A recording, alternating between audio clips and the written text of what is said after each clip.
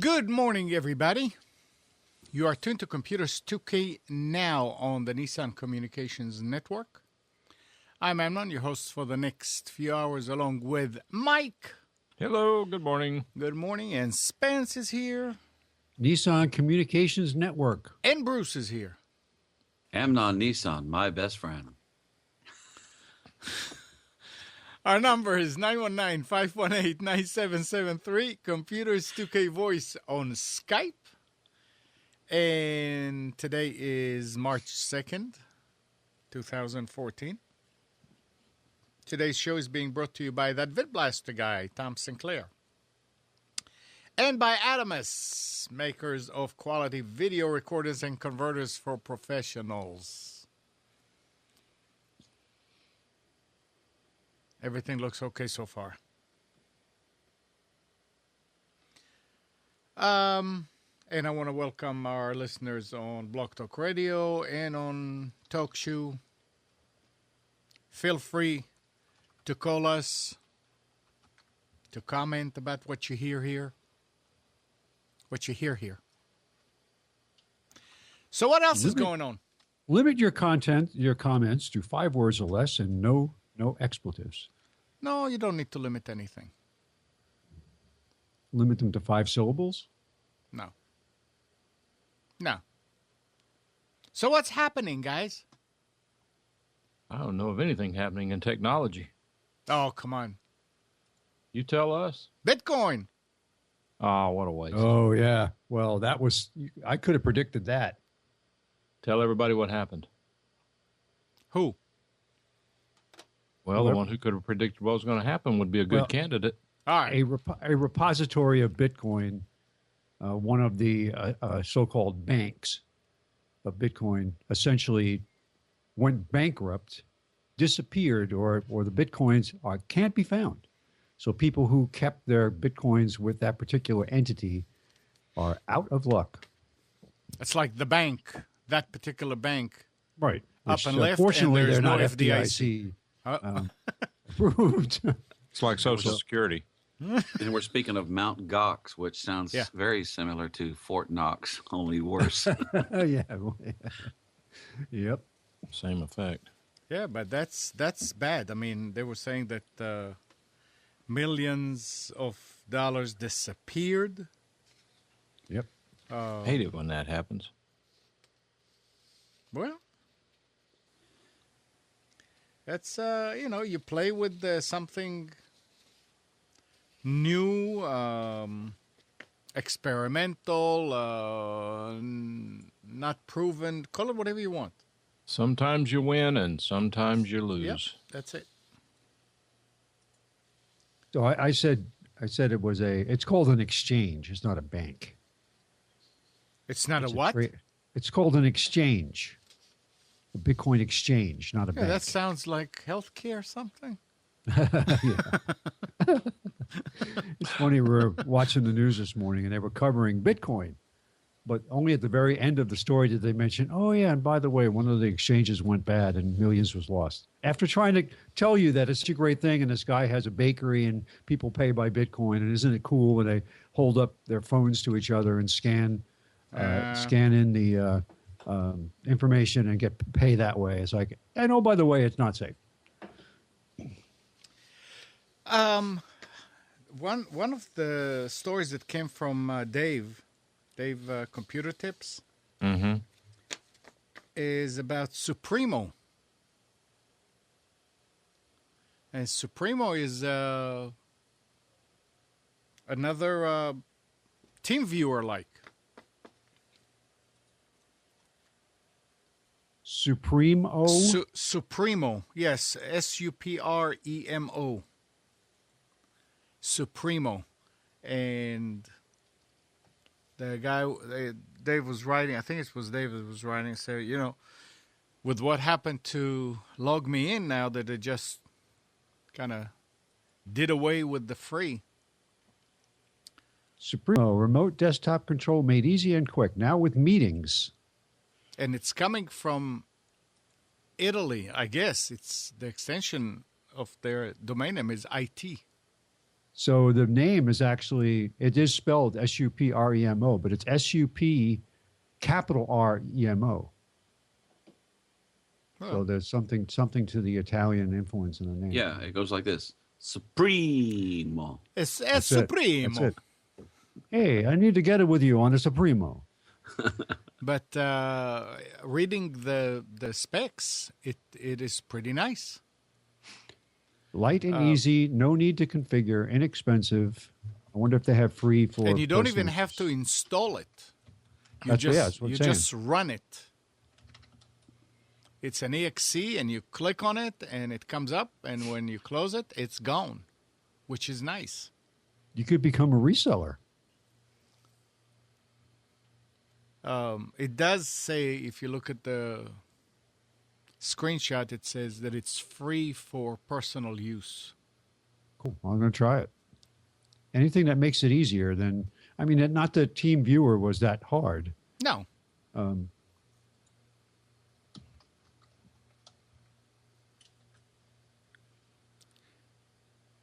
am in the process of setting up. I took my netbook, which used to run XP, and I finally got the gig to 2 gig upgrade to work. There was a hardware issue, and I scrubbed it. I put a 120 gig SSD on it, and I installed Ubuntu 12.04 long-term support edition, and I'm in the process of installing Skype on it because there is an edition of Skype.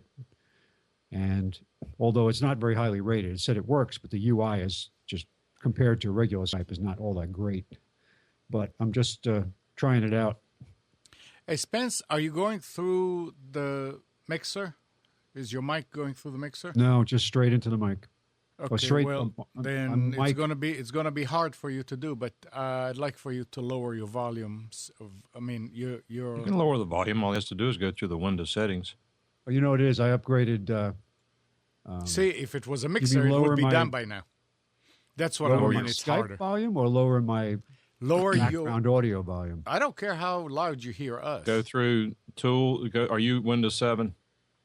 No, Windows 8. Is that better? Well, it doesn't matter. Just go through recording devices and lower the input level on your microphone. Yeah. How about now? That's good. Well, I mean, we'll keep going, and now that you know where 1, 2, it's 3, at, 1, 2, 3. it's fine. Well, the only thing that's different is Skype upgraded, so something changed. It changes all the time. They've screwed up all their drivers. Yep. Do you know, talk about Skype, I got a message yesterday, an email from them, that your subscription will be canceled next month because the credit card expires. Subscription? Well, you know, I've got the premium. Oh, right. for long distance on Computers 2K Voice with the incoming number, whatever, and then I have the one for video on Computers 2K Now. Do you think that with all their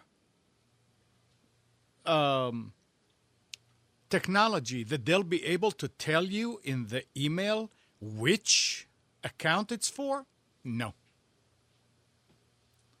They just say your subscription. And if you want to do that, you just log into your account and do it. So that was the first thing. Now I said, okay, well, it's probably the same one, so I'll go on both of them and do it. Well,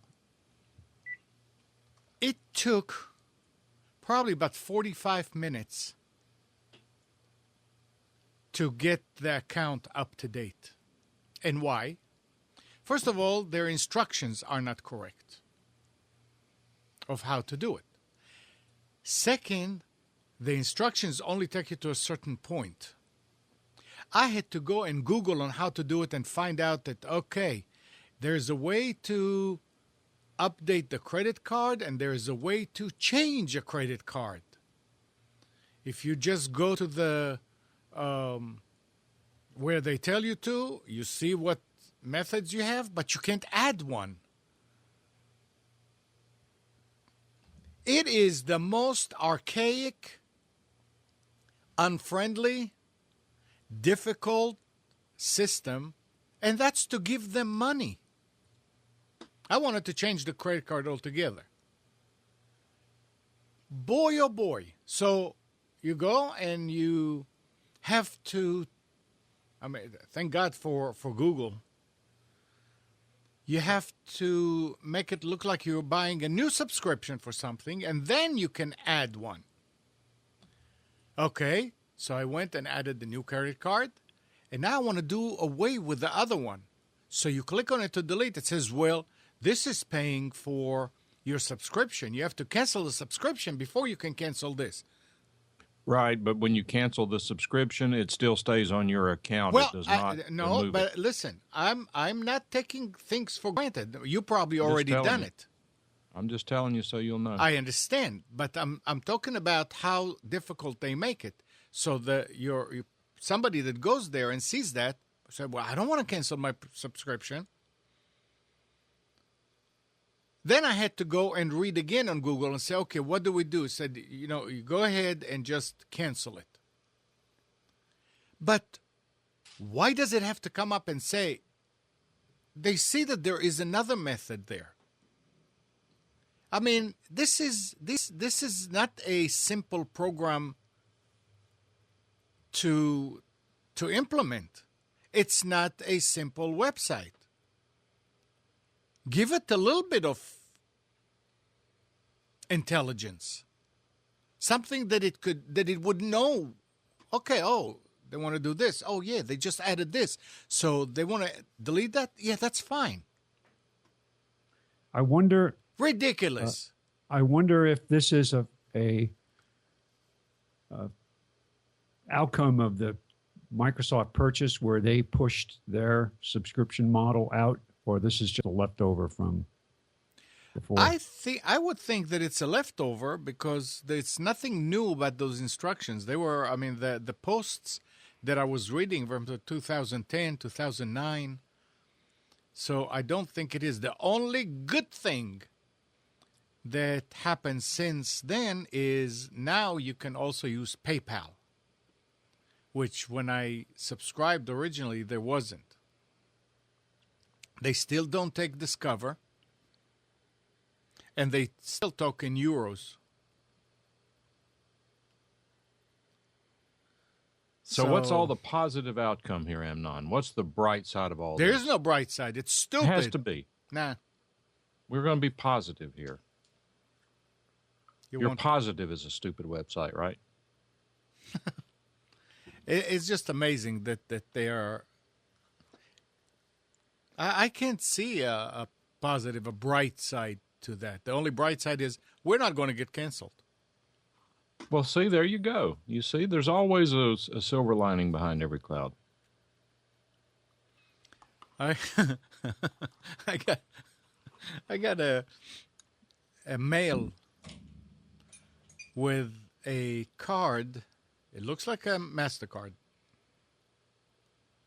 And it's they try to sell you, not to sell you, but to give you. It's a debit card. and it said this is and it earns this and earns that, but you have to put money in it just like a debit card. And I left it. I mean, I said, "Oh, yeah, right."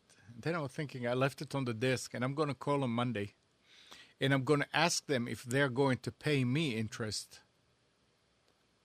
for the money that I put in there that they're using until I use it. Yeah, it's good that you don't have anything important to do with your time. I mean, isn't that amazing? I mean, this is a nice, I won't call it a scam, but it's a nice way to use other people's money without paying them for the use of their money. Well, I've got an account with a bank where I have some money in a checking account. I Right. never used the account. I went a year without touching it.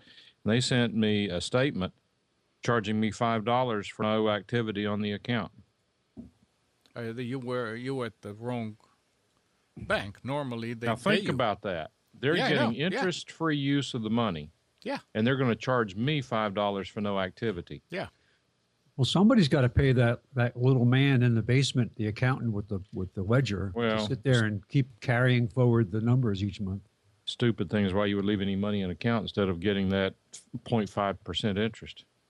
I can top that because I had several accounts with Bank of that where I closed the accounts. I went into the bank and closed the account, and I kept getting statements for not having enough money in the account, charging like $30 a month because there was insufficient balance for the so-called services. I said, I went back, I closed the account. Oh yeah, we'll take care of that. Next month, a statement again. You owe $40. I said, the balance is zero. The account is closed. I have a receipt. Finally, the third time doing it, I had to call, but I couldn't do it at the bank. They just couldn't figure it out. But I had to call and do it with somebody online and get a cancellation number a third time for them to finally say, yeah, it's our mistake. You should have tweeted to their Twitter account with your complaint. You'd have got a response within 15 minutes. Well, this was several years ago. This worked for me with US Air. By the way, I wonder what Google does with the money that's in your Google Wallet, which is also a MasterCard, kind of a prepaid thing as well. They spend it. Yeah, so I don't know if you saw it, but I had an interesting thing. I've been flying with US Air for the last 4 years. Every month, same week of the month, I go to their website, book my ticket, and the average price going back to May of 2012 has been somewhere around $325. But anyway, the bottom ranged anywhere from $292 up to $525. So when I went to book my trip for next week, and I book about 2 weeks ahead of time, same way every month, and the price was $1,056 for a round trip ticket from Lynchburg to Melbourne, Florida.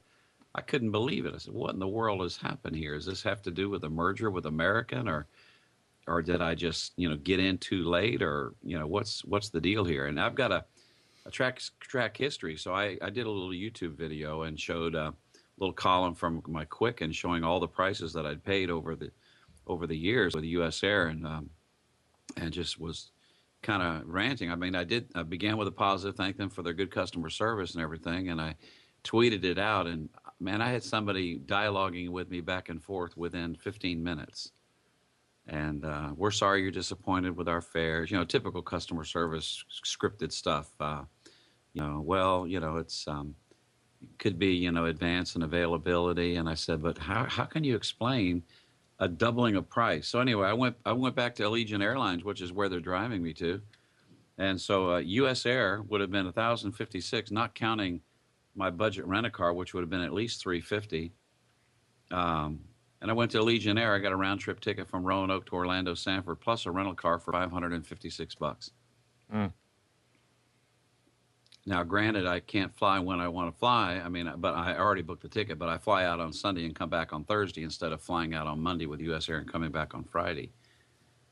I mean, I even juggled the, going back a day or staying a day later. It didn't make any difference in the price. So anyway, just making that comment regarding technology and something you've said many times, Mike, before, and that is you can get some pretty quick attention using social media with these guys. Yeah, and that is true. You do have to be careful that these companies are learning to put on a public face on Twitter, getting you to follow them, they follow you, then offline they do nothing.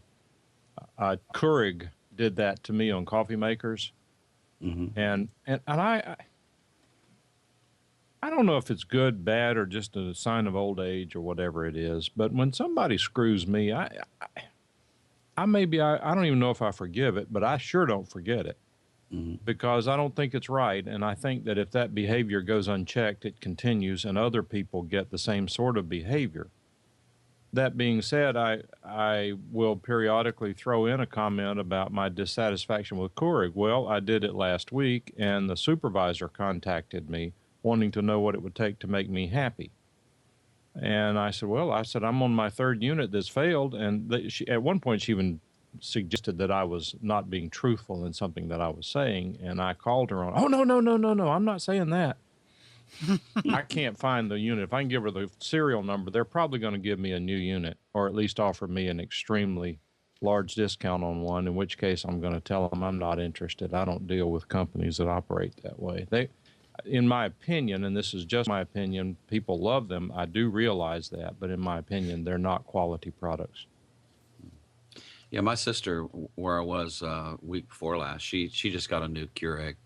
And boy, it's a fancy thing. It's got an LCD screen, touch screen on it. If you want to change it from an 8-ounce cup to a 10-ounce cup, or you want to change it to a stronger blend, you can tap that and all that kind of stuff. And, it worked fine while I was there, but I'm thinking, oh, man, this is a lot. Wait till that thing fails. Yeah, and it will. And the problem is what will fail are the internal guts of the brewer. And you can't get to it. It's sealed. You can't get in there and fix it. If I find this one, if I can get it over to Spence before he leaves, I'd love for him to tear into it and figure out what's going on with it. He loves to do that sort of thing. I took one apart. My daughter got one from someone who said it was just inconsistent, wouldn't deliver the right amount of water. It would be times when it would just sit there and just buzz and not do anything. And so I took it apart, and like you said, Mike, I got so far into it that I was like, this is not designed to be repaired. No, they don't want you repairing them. And if you think we're being overly critical of them, do a Google search on Keurig and hit with hammer. Honest to goodness, people will tell you to turn them upside down, carefully hit the bottom of it with a hammer that dislodges some sort of flow internally that sticks because of minerals in the water and all sorts of nonsense. And I tried that, and it made no difference. I tried that on all three of them. You need to hit it a little harder. Oh, boy, am I.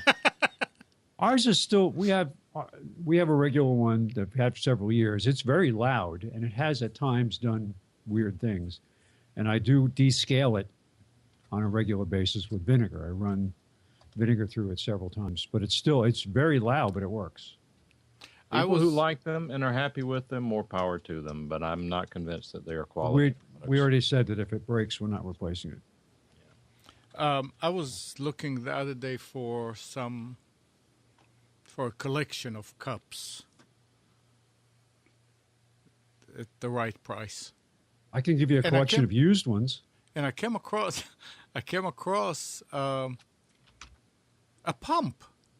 They're selling the pump for it. It was like $22 in the search. For what? For the Keurig. The actual pump, I guess, that pumps the water, that measures whatever. And that was interesting. I mean, ours is still working okay. It's just over like what now? Since Christmas of 2012. And it's still working okay. Well, you guys are North Carolina. Isn't there a little shop near Andy's sheriff's office in Mayberry where a guy just fixes Yeah.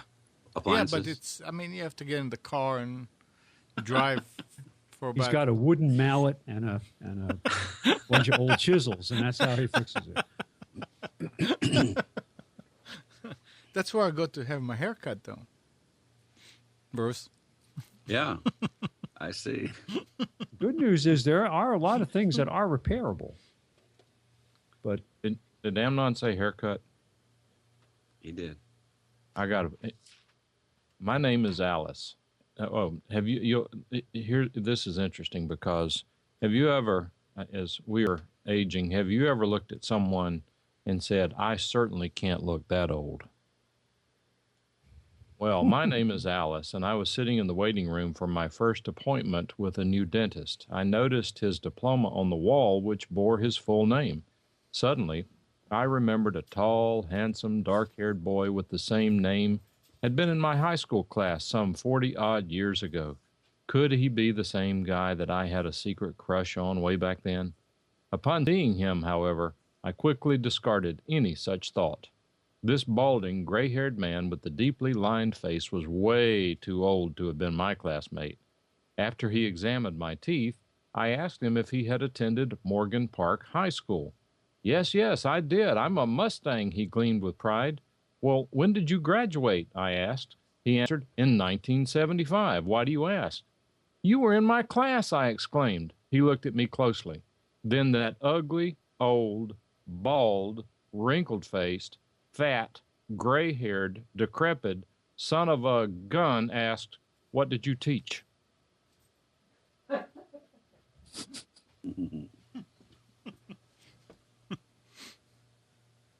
I thought it was cute. Yep. Gene sent me something yesterday. That kid wakes up in the bed and kind of sad look on his face and a mouth open and one tooth is missing. He said, the tooth fairy left me bitcoins. Okay. Yeah, the Keurig View is what my sister has, but View. yeah, VUE. I'm looking at this Keurig Mini Cup, Mini Plus.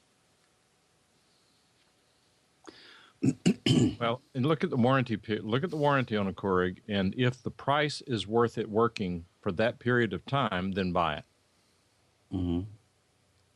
we still struggle with the fact that the cost per cup Nah. is much higher than, but the convenience is there. But again, the cost per cup, if you don't shop around and try to get a sale on the box of cups, Nah. You it need can to be. You need to The be. good news is BJ's has some alternatives. They have other manufacturers making cups, and there's one particular brand that out of California that makes something called Fog Chaser, which is the cup is a little bit different. It doesn't have the hard plastic bottom. It actually has a filter bottom.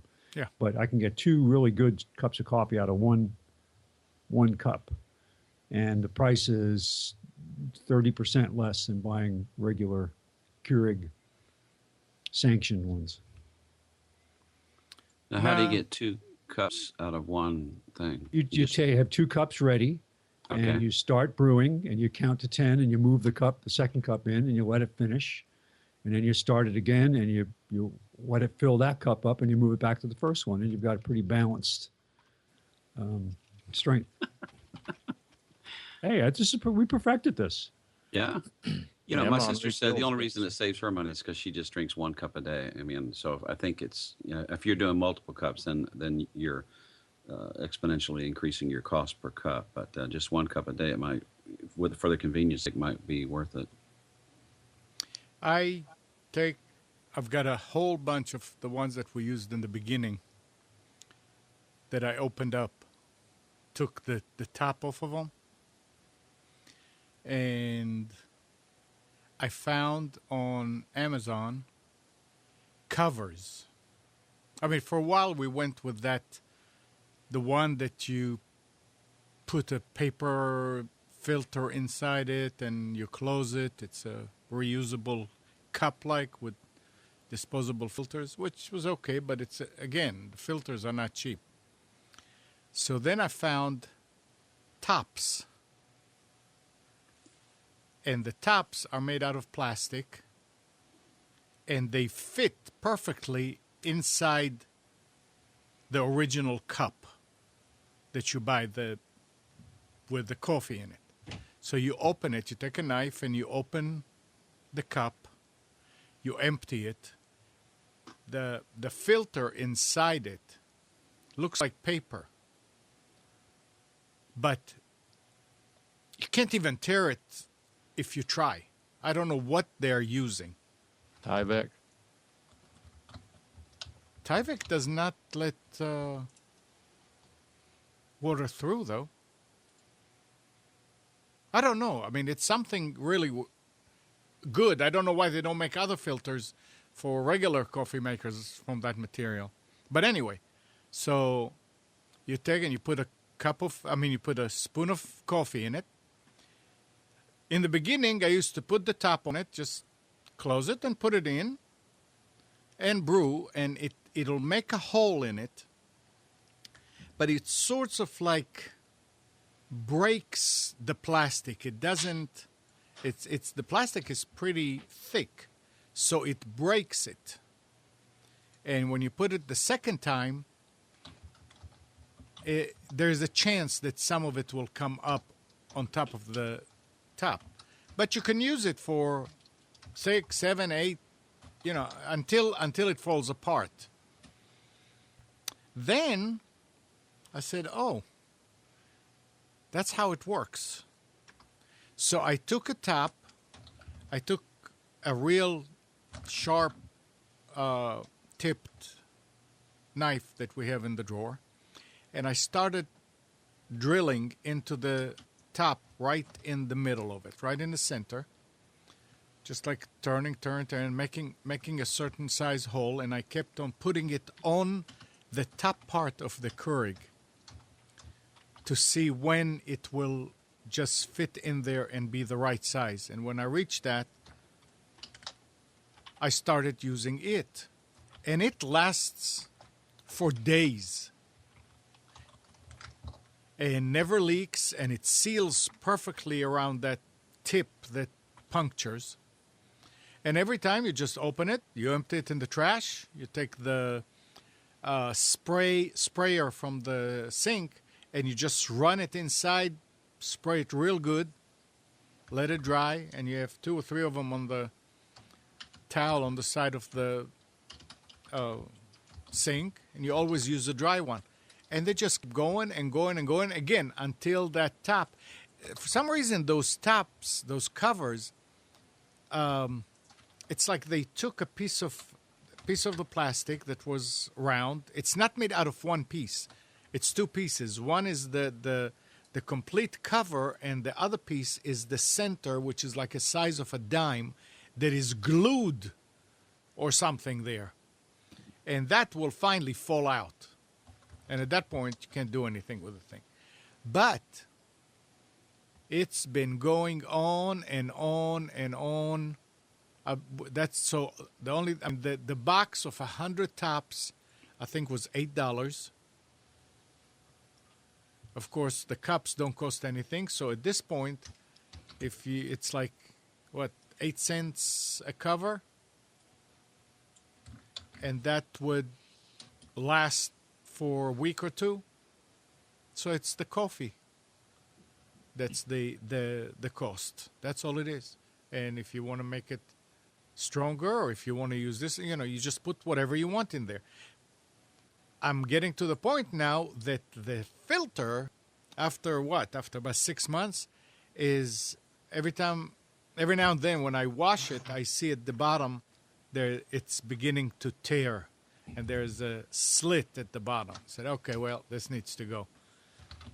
So I've got about 20 cups, but I'm saying, well, before they all start coming with that type of cup that Spence was talking about that doesn't have the outer, I might as well buy a few and just so we'll have them. But there is another, Spence, there's another maker that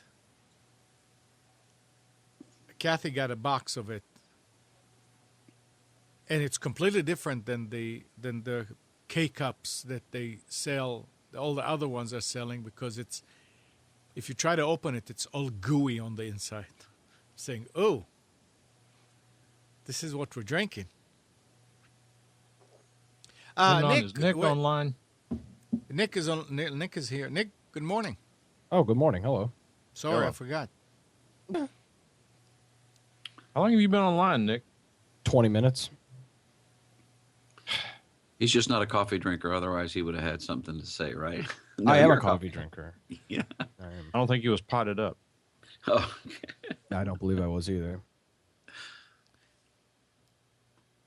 What's So going you- on? What? Did Xbox Live crash all day yesterday? I wasn't home all day yesterday. I didn't see No. anything. I was on about 10:30 Eastern last night, and it was up without an issue.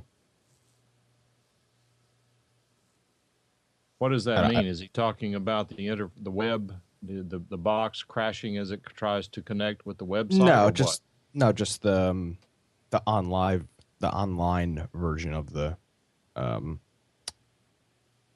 online version of the show. Or no, I'm sorry, not the show. The online version of the service. what? Mm-hmm. Okay. Similar to like if Skype crashed, if the Skype server crashed, you'd be able to open the client, try to sign in, and then it wouldn't work. Okay.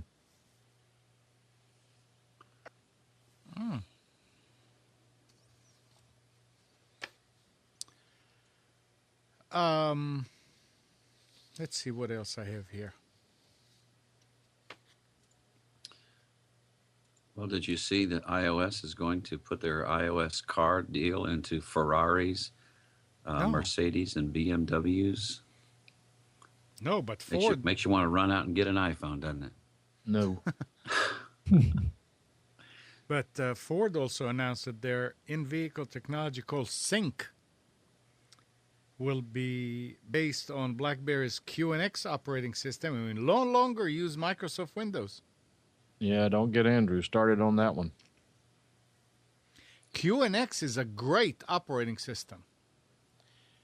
I was using programs that were done in QNX back in the BBS days, like mid-'80s, that Ben Mann wrote. And he swore by it. Of course, back then there was no Linux. I'll tell you this, I rent a car every month, and I've rented a lot of different cars. And Sync is the least user-friendly system for pairing your Bluetooth phone to an automobile. I had a Kia Forte 2 weeks ago. It was so simple and self-explanatory. I mean, it's every time I get into a Ford Focus or a Fusion, I have to go back and say, okay, now what's the button combination? I got into that Forte. It was obvious which button to push, and then the next step was obvious. It's just same thing with Toyota, Dodge, all very simple to pair up. Microsoft Sync, not so much. Morning, Andrew. Good morning. I knew it. Did I hear Ford Sync? Let me tell you, you want to know Perhaps. about a big piece of crap? It's Ford My Touch and Ford Sync. And everybody talks about how wonderful it is. It's the biggest sham on the planet. The people who just a take hater. your advertising dollars talk about how wonderful it is. Yeah, well, that's the thing, and it Yeah. just shows you, right, how what a fraud some people are. There's a podcaster out there that's been preaching about how wonderful Ford Sync is and how amazing Ford Sync is for Yeah. 3 years, and all of a sudden the ad stopped for him, and he started criticizing Ford Sync a couple months back, Yeah, and he bought an Audi. and then he bought an Audi. So I absolutely I was astonished how bad it was. Actually, when I was looking to get Jess a new car a couple of years ago, we went to, about a year and a half ago, we went to the Ford dealership to look at the Ford Edge because she wanted an SUV, and we were just looking around. I just wanted to get an experience of the Ford MyTouch stuff because I heard such great stuff about it. I drove it. The car, first of all, the car was a piece of junk, but I tried to use the Ford Sync stuff, and it was the most unresponsive thing I've ever used. Like Bruce said, it was awful. The experience was awful. My wife's aunt bought a Hyundai, which, you know, they're not known to be the highest quality cars, but it comes with their own, I guess, I don't know who's running their touch interface. It was so much better than what Ford was doing with Ford MyTouch. Yep. Recorded live. It's unbelievable. Yeah. How long has it been out there? 2 years now? A couple of longer years than now, that. Bruce, right? Took them 2 years to realize that people don't like it. Well, you know what made them realize it? Their rating, their consumer satisfaction rating dropped because of the awful experience that they're having. That's what I mean. But it took them 2 years to see that. Yeah. Yeah, what's really bad is, I mean, Ford, in my estimation, has stepped up as far as the quality of their automobiles in general, and to have this as a negative, spot on that, was just too big a price to pay. Yeah, I but- believe that's why they've dropped it. But fortunately, I guess it's just an OS change. Yeah, QNX has been in Jeeps for a while now, and it's really good. Really, really good. I mean, they've done some really cool stuff for a while. I went to an event AT&T was holding, and BlackBerry was displaying their QNX systems in a Porsche. I think it was a Porsche or a Jaguar. I can't remember, but it was unbelievable. And one of our viewers on Friday when we were talking about this told me about the fact that he has it in his Jeep. So I have a relative that has a Jeep. I went over there yesterday and asked to see it. It was great. It gives you all the stats. It gives you your gas mileage on there. It gives you everything you could imagine, plus all the apps. And it's fast. And it's very responsive, yeah. Yeah, I rented a Chrysler, the 300 last summer, and I was very impressed by the interface. Yeah. Navigation stuff. Although my brother-in-law has a town and country, and what he doesn't like about it is the fact that you have to pay a yearly subscription to get the GPS updated, and it's like $250 a year. They're all like that, I think. Every one of them are like that. So like he bought a they regular sent me a GPS letter. that comes with free updates. He doesn't Which one use comes? Yeah. What comes with a free update, Spence? He bought a regular GPS that comes with free updates. Yeah, I don't understand why the car manufacturers do that. Like the Infiniti, I get a letter every year from them telling me that they to bring my car in, and for $150 they'll update my map. They just ought to put Waze on it as an app, right? Yeah. I mean, I don't understand why they're not implementing Google Maps. Yeah. It would make everything so much easier. Because they can. Because they can, yeah. Yeah. Why don't you just run the car in a Chromebook? Why not a Mac? Hey, wouldn't that be something if you say, choose your operating system for your car? I mean, we're gonna. Apple's now getting in the car with their iOS in the car interface, which looks pretty nice. I think Android is going to be next with their own OS in the car. I really think that's going to be the future of this. You're not going to have these, car manufacturer specific operating systems running. I think if QNX could take, a chunk of the market, I think Android and Apple, I'll be happy with that. But is the Apple car going to be $1,000 more because it's got the operating system inside of it? I mean, in all reality, is that gonna be a thing? No, you're going to plug your phone to the in. Genius That's going to Bar run off your at the phone. dealership. Yeah, but is the it car? just dawned on me, Are they gonna? The reason why they have the logo with the bite out of the apple is because every time you get one of their products, they take a bite out of your wallet. That's what it's for. But by will the the way, price of the cars be higher, Andrew? No, Because it's do you not think gonna the be price of the cars will be higher? It's not going to affect the price at all. All it is Okay. that it's the port that they have on the car is going to be able to communicate properly with the phone. That's it. Okay. Now, that wouldn't work with an Android device. You'd only have to have an iPhone, right? Well, I think that's what Android is probably going to end up doing as well.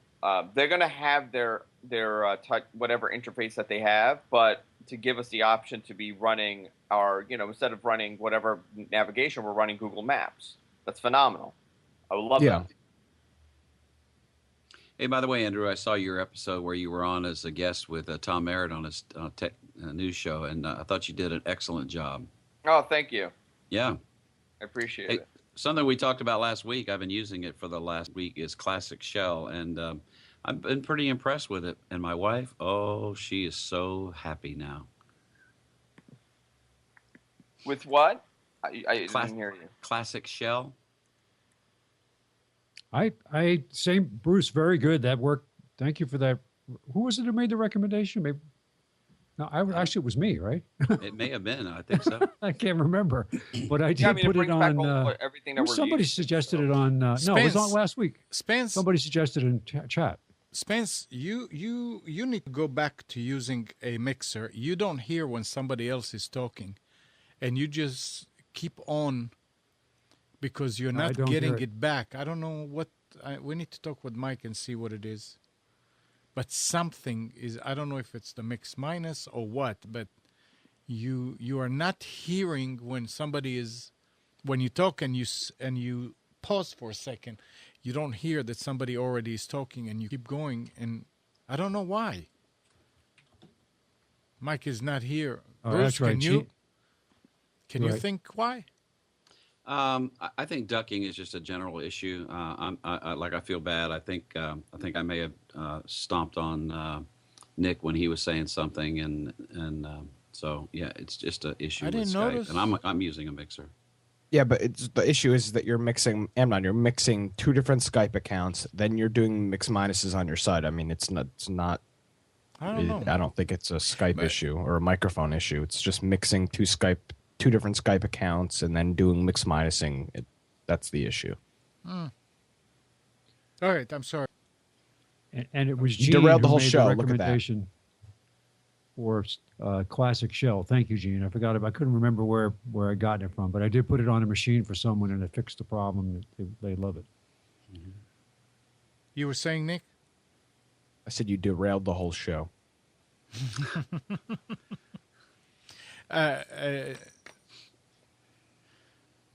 I don't know if Andrew, if you talked with Paul about this, but this article says that a special event at Mobile World Congress, Microsoft has announced the spring update for Windows 8.1.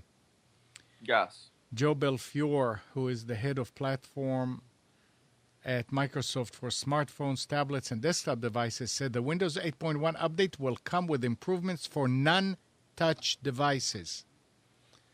He also said that the upgrade will focus on bringing back some of the quote-unquote old features of Windows 8.1 to Windows 8.1, such as the much-hyped Start button. But this won't have... Windows 8.1 Update 1. That's what it is. But he said that it will not have any negative impact on the touch experience. So that's... they're slowly going back to what it was like, and Windows 9 is going to be... something pretty exciting. It's going to be Windows XP with a different name. I don't know. Did you see the rumors about Microsoft might come out with a Bing book to compete against the Chromebook? A Bing Seriously. book? A Bing book, yeah. Yeah, what they're doing is they're going to have a Windows 8 version that's free or very low cost, so the OEMs would make a lower-end laptop that's competitive with the pricing with the Chromebook.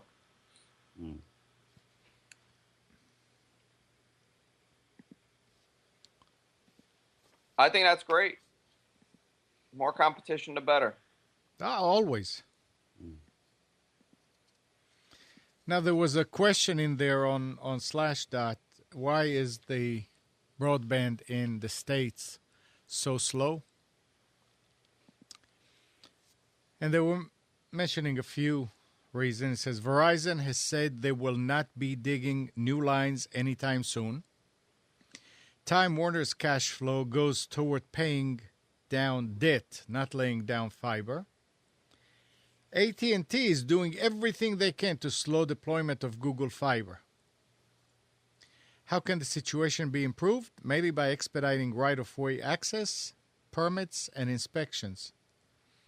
That is how Google was able to afford to lay down fiber in Austin and how VTEL was able to do it in Vermont. Gigabit connections for $35 a month. Wow. Think about it. What? That's really good. Very, very good. You know, one of the worst things that happened a couple of years ago and it kind of went under the radar was when Verizon signed that agreement with Comcast and Time Warner saying that they're not going to deploy or lay down any more fiber in return for spectrum. I knew that was the beginning of the end of that deployment for Verizon Fios. And that was the beginning of the end for the customers that have Verizon Fios, because now there's no incentive to keep the service, you know, at the level that it was. So what are you going to do? Well, I already have Fios, and I'll tell you, the service has changed. It's not what it was a year ago. Definitely not what it was 2 years ago when I got it. They haven't expanded on HD channels for the longest time. The quality of HD channels, as far as the compression goes, is awful.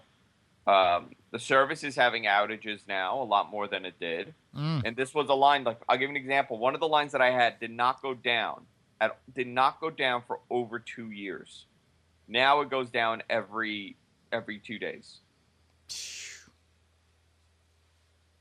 And you don't have any other choice, do you? No, we have Time Warner. Yeah, but it's not compared. Not compare. No, I mean Time Warner. It's the same thing. It's as bad. But I mean, right now it's good. I mean, I can't complain. It's better than 90% of other people. I don't have a business line, so I don't have to. I can't complain really, and it doesn't really affect my stream. But the fact of the matter is, they're not as aggressive with expanding or improving their service because they don't have to. And they can't expand. They cannot expand anymore. Yeah. It's done. And like you said, even if they could, they don't have any incentive to. They don't have an incentive to, but they can't because they signed that agreement with Time Warner and Cablevision and Comcast. Yeah. They have an agreement saying we will not compete in return for spectrum.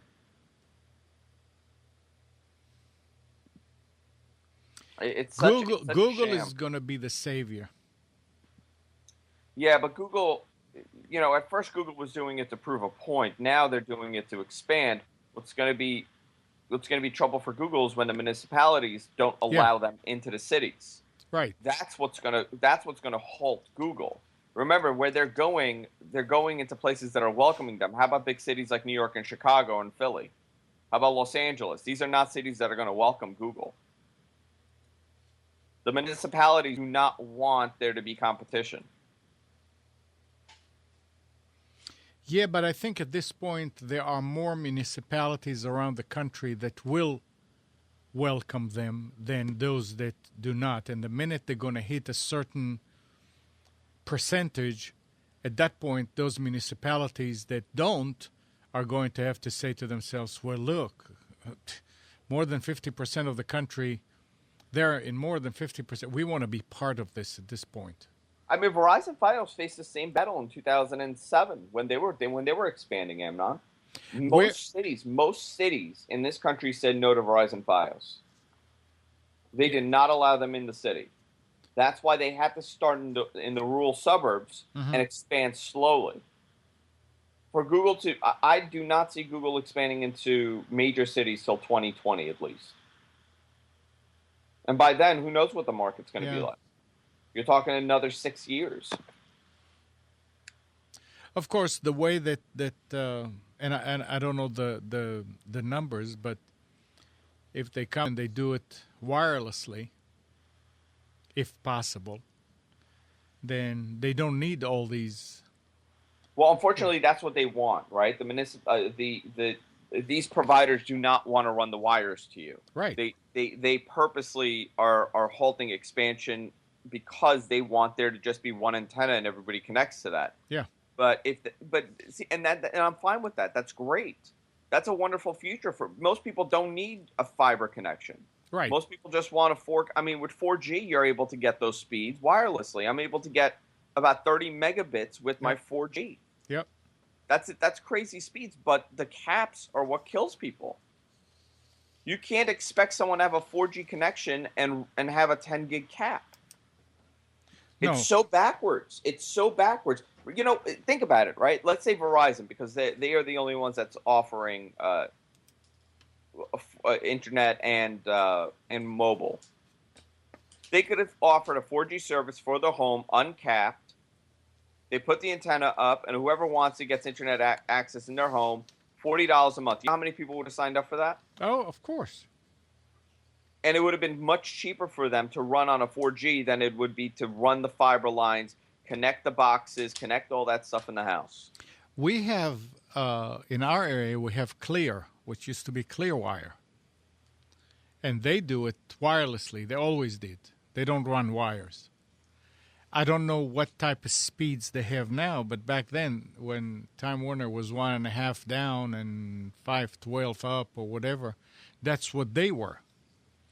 And it worked. And the nice thing is you could take the modem with you and you had internet wherever you are. Now, did it have coverage everywhere? No.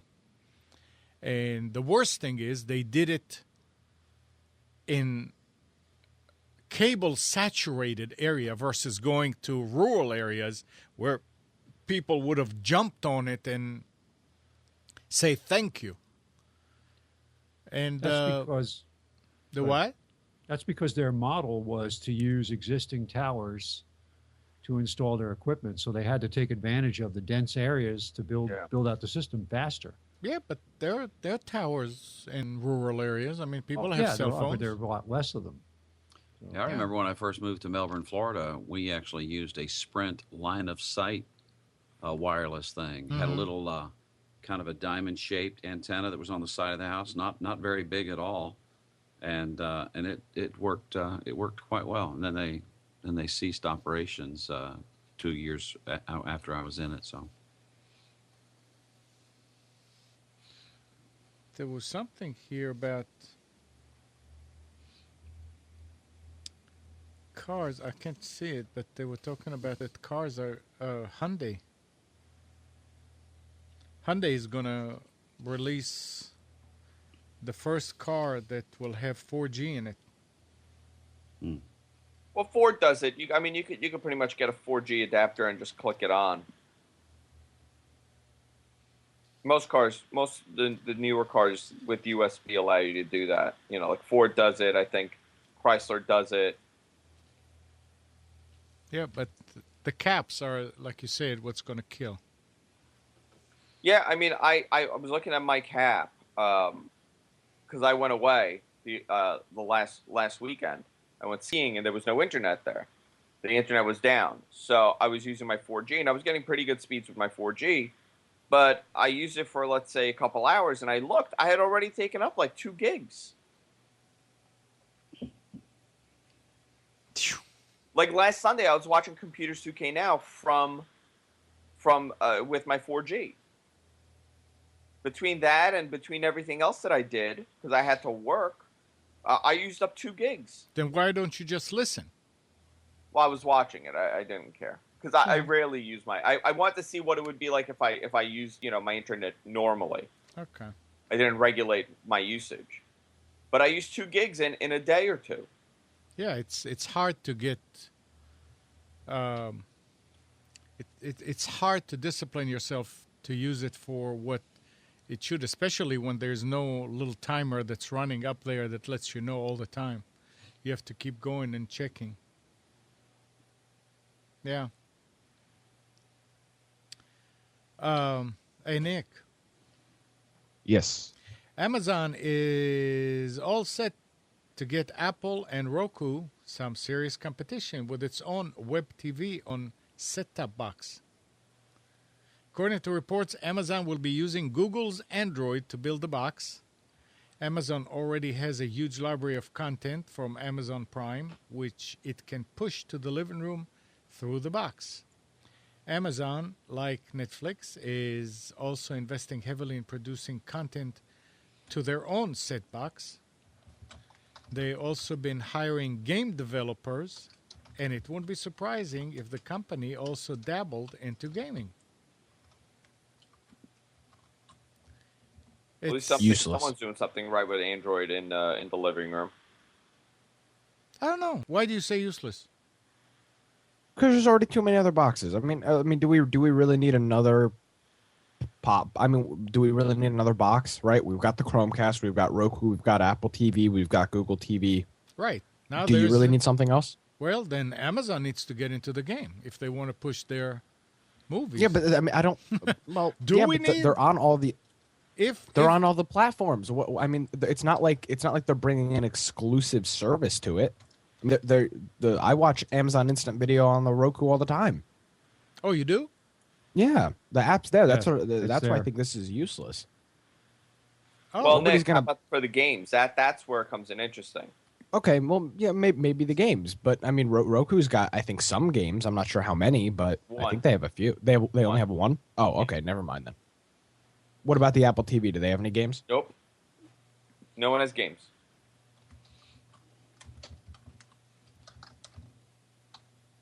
And Google TV's dead. I mean, technically, there's only two. There's Apple TV and Roku. I wish Amazon would just like partner with one of them. Too many choices. Because they all do Oh. the same thing. I wasn't aware that you can do Amazon Prime on a Roku box. Interesting. Hey guys, I gotta run. I gotta get ready for my wife's grandfather's birthday. All right, Andrew. All right, All guys. right, thanks for dropping in. Thanks a good for one. dropping. Have a Yep. good show, guys. I'll be listening. Okay, Bye man. for now. Talk Bye to you for later. now. 919-518-9773. Computers 2K voice on Skype. I mean, I just think another box is just going to be more confusion for people. No, if it's a duplicate, if it's duplication, yeah, I agree. Of course, it's going to be. I mean, Unless- what can you really do? I mean, in Unless all the honesty, what price can you do? is better. I don't know. Yeah, I- there's I don't know overlap how you- on all of them. I don't know how you can beat Roku's and Apple TV's price of less than $100. I mean, unless it's just a total piece of junk. Well, But I mean, I think $100 is probably the lowest you can go with a box of that size, unless you want to take a loss. It's all Which they- about which mo- control. Well, I had my it could first be. experience. Go ahead. I had my first experience with Apple TV when I was at my sister's house. I thought they had a Roku box, and the reason I thought that I was planning on logging into my Plex channel, putting the Plex app on it, because I have several friends who share their Plex servers and have just thousands of movies on them. And they said, no, we don't have a Roku. We have an Apple TV. And so then I'm thinking, okay, now what do I do? Well, she had an iPad Retina. And so I said, go ahead and install the Plex app, and then log into my account. And then she just sent it to the Apple TV. And there it was on this beautiful 54-inch Samsung TV. And it looked great. It was an interesting rumor here. I know that Nick would get really excited about this. The rumor suggests that a leather-wrapped Samsung Chromebook is on the way. Can you imagine Ugh. a leather-wrapped device? not going to have a. That's going to be the case. It's not going to be something that you add on. It's going to come like No, that. no. It's the rumored new Samsung Chromebook that you're going It's to be gonna able to get. like the Note. Going to be like the 3 with the leather stitching on the back. Well, I mean, this is kind of a faux leather finish. Yeah, with stitching around the edges and all that. You know, it's kind of, and it comes from EV Leaks, which has been pretty accurate with leaks that they've put out in the past. So, Yeah, they can do whatever they want. yeah. I don't think it's going to force people to buy it, but It got Steve excited. Ooh, leather. yeah. Hey, did you guys have a chance to look at the WWE Network? Oh boy, there he goes. Why do you say that? Because you really, I guess, you're really no, the whole hooked on it. it's the technology side of it is very fascinating. Oh, So, it's they fun. have. So in the past, WWE does all of their pay-per-views on cable, and they have opened up this new service called the WWE Network, where instead of paying $60 for the pay-per-views on cable, you pay $9.99 a month, and you get access to all of the pay-per-views. There's pre-shows and post-shows in the back category of every pay-per-view that's ever been done through all the different wrestling leagues. And it's pretty crazy that they have taken their previous TV operations they're still doing and just moved it online. And the technology side of it is really fascinating, because some of these pay-per-views have millions of people watching it. And so far the network has been pretty stable, which has been really good. MLB is the ones producing it, or at least with the server room, but it's going to be it's going to be, if they can pull it off, I think it's going to be a really big game changer, where people that are doing things on TV can say, hey, you know what, instead of paying $60 every 2 weeks for this pay-per-view, now we're just going to offer it online and you pay $10 a month or something like that. Yeah, but caps. Well, the bandwidth caps are the issue. The other question, though, is does this suggest, Nick, that they are passing the savings along to the customer, that they're not having to share the revenue with the cable distributor, Yeah. so the cost is going down? Is that what this means? Oh, yeah, of course. I mean, you would have to pay $60 per pay-per-view. But they may have also Previously. priced themselves out of the market. They may have determined that lowering the price would, cutting the price in half may cause tripling of the business, which makes it a good business venture.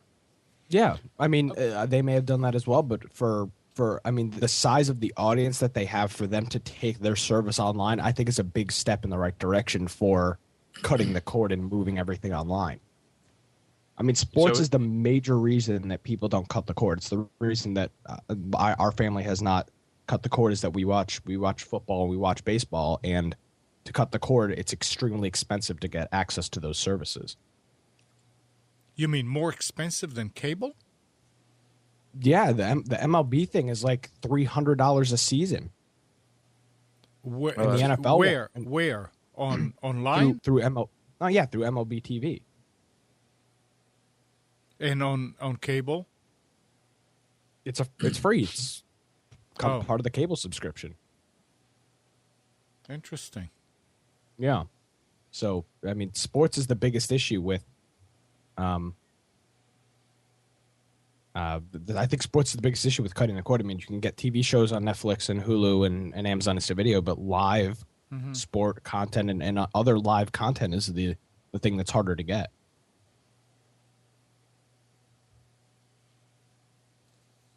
Wow, that's a lot for a season. Yeah.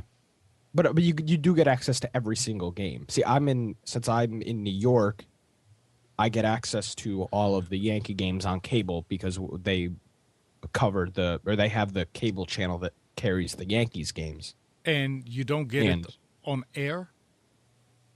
Oh, over the air? Yeah, over there? No, it's a cable channel. Okay. No, So- I mean, the games are not also on air? You mean online? No, I mean on the air. I mean, if you don't have cable and you wanted to watch... Yeah, that would over the air. Okay. Yeah, no, not available over the air. Yeah, see, Andrew has access to getting Yes Network over the air. They don't have that here. That's the Yankees Entertainment and Sports Network. And they might have that in New York City, but they don't have it here. There's no over the air channel for that. Okay, that's not what I'm asking. Don't Okay, ESPN and CBS and ABC, whatever, always transmit or show these games? No. So there is Not no all. no alternative to watching these games except cable or online. Well, every once in a while, like maybe if there's a game on Sunday night, it'll be a Fox game, or Saturday night it'll be an ESPN game. But every other game during the week will be each baseball team has their own cable network that produces it. In the middle of the country, it's Fox Sports, and the West Coast, it's Fox Sports, and then some larger teams have their own networks. Okay. So it's a cable channel only, or you could buy the MLB the Play baseball package, but that's expensive. So I think this is in the right direction for moving things that were previously only available on cable, like sports and like larger events, and bringing them to online. And if they seem to, I mean, obviously the test will be, obviously we're seeing how reliable it is over a long term, but for right now, I mean, it seems to be doing its job, which I thought it was going to be a train wreck because it's just they're giving so much content out. So when you're watching these channels at home, this is part of the basic cable subscription, or it's extra? For sports? Yeah, for the sports that you're watching, what you're talking about. The baseball is part of the regular basic cable package. Okay. It's within 100 channels. Okay. Yeah. So for me to for it to be worth it moving online, it would just be way more expensive. Yep.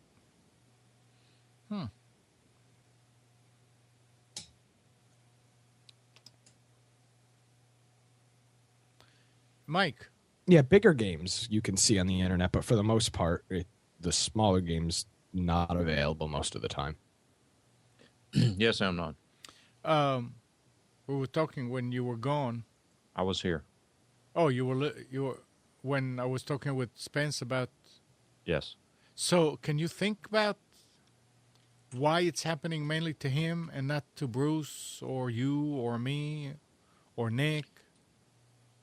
No, I mean, you actually, depending on how his is set up, if he had a mix minus feed that wasn't working, every time he talked, it would mute what is going back to him.